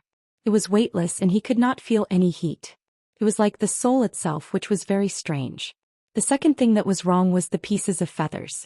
In the past, when Noah returned to Between the Worlds, those feathers that were like spoiled little birds would gather around him, as if they were greeting him and spinning around. This time, those feathers did not seem to notice Noah's existence, as they continued to float around in the infinite pure white space, completely ignoring Noah. These two things that were wrong were obviously telling Noah something. The current situation was very strange. Just as Noah was feeling uncertain, his body suddenly began to uncontrollably fly up again. What is going on? Noah could only try his best to regain control of his body. However, this was obviously not Noah's body, so how could Noah regain control? In the end, Noah could only helplessly allow his body to uncontrollably fly up, and in the end he was getting further and further away from those feathers. Noah could only raise his head and look at the sky. In the next second, Noah was surprised. Because in the sky above the originally pure white Between the Worlds, a dark red sky had appeared out of nowhere. Noah was getting closer and closer to the dark red sky, and even directly disappeared into it. Noah only felt a blur in front of his eyes, and then the scene of the entire space changed. The pure white space turned into a dark red space. In this crimson space, red shadows were flying back and forth. It was a very strange sight. For some reason, looking at the red shadows flying back and forth, Noah had an unprecedented feeling of horror. Not only because the scene was very strange, but also because the red shadows flying back and forth were like the Grim Reaper wearing a cloak and holding a sickle. In other words, in this dark red space, there were countless red Grim Reapers flying back and forth. What is this place? Noah resisted the creepy feeling in his heart and looked around. At this time, Noah's body involuntarily floated forward again. Noah could only allow his body to float forward as he cast his gaze forward. After an unknown amount of time, Noah saw it. He saw a pitch-black sphere. In the entire dark red world, it was the only existence with other colors. But looking at the dark ball, Noah's creepy feeling in his heart became more and more intense. It was also at this moment that the pitch-black ball moved. It turned over. Above the black orb that had turned over, there was actually a dark red pupil. That was an eye staring in the direction of Noah. Noah's head exploded with a boom. In the room, Noah, who was lying on the bed, suddenly opened his eyes, his whole face covered in cold sweat. Recalling what he just saw, Noah covered his head and murmured in a daze. What is that? You're tuning in to the Dreamy Chapters YouTube channel. We're so grateful for your support, and don't forget to subscribe to join us on this incredible journey through captivating stories. Your generosity through donations truly makes a world of difference, as it's the primary source of revenue that allows me to expand and enhance this channel for you. Thank you from the bottom of my heart for being a part of this adventure.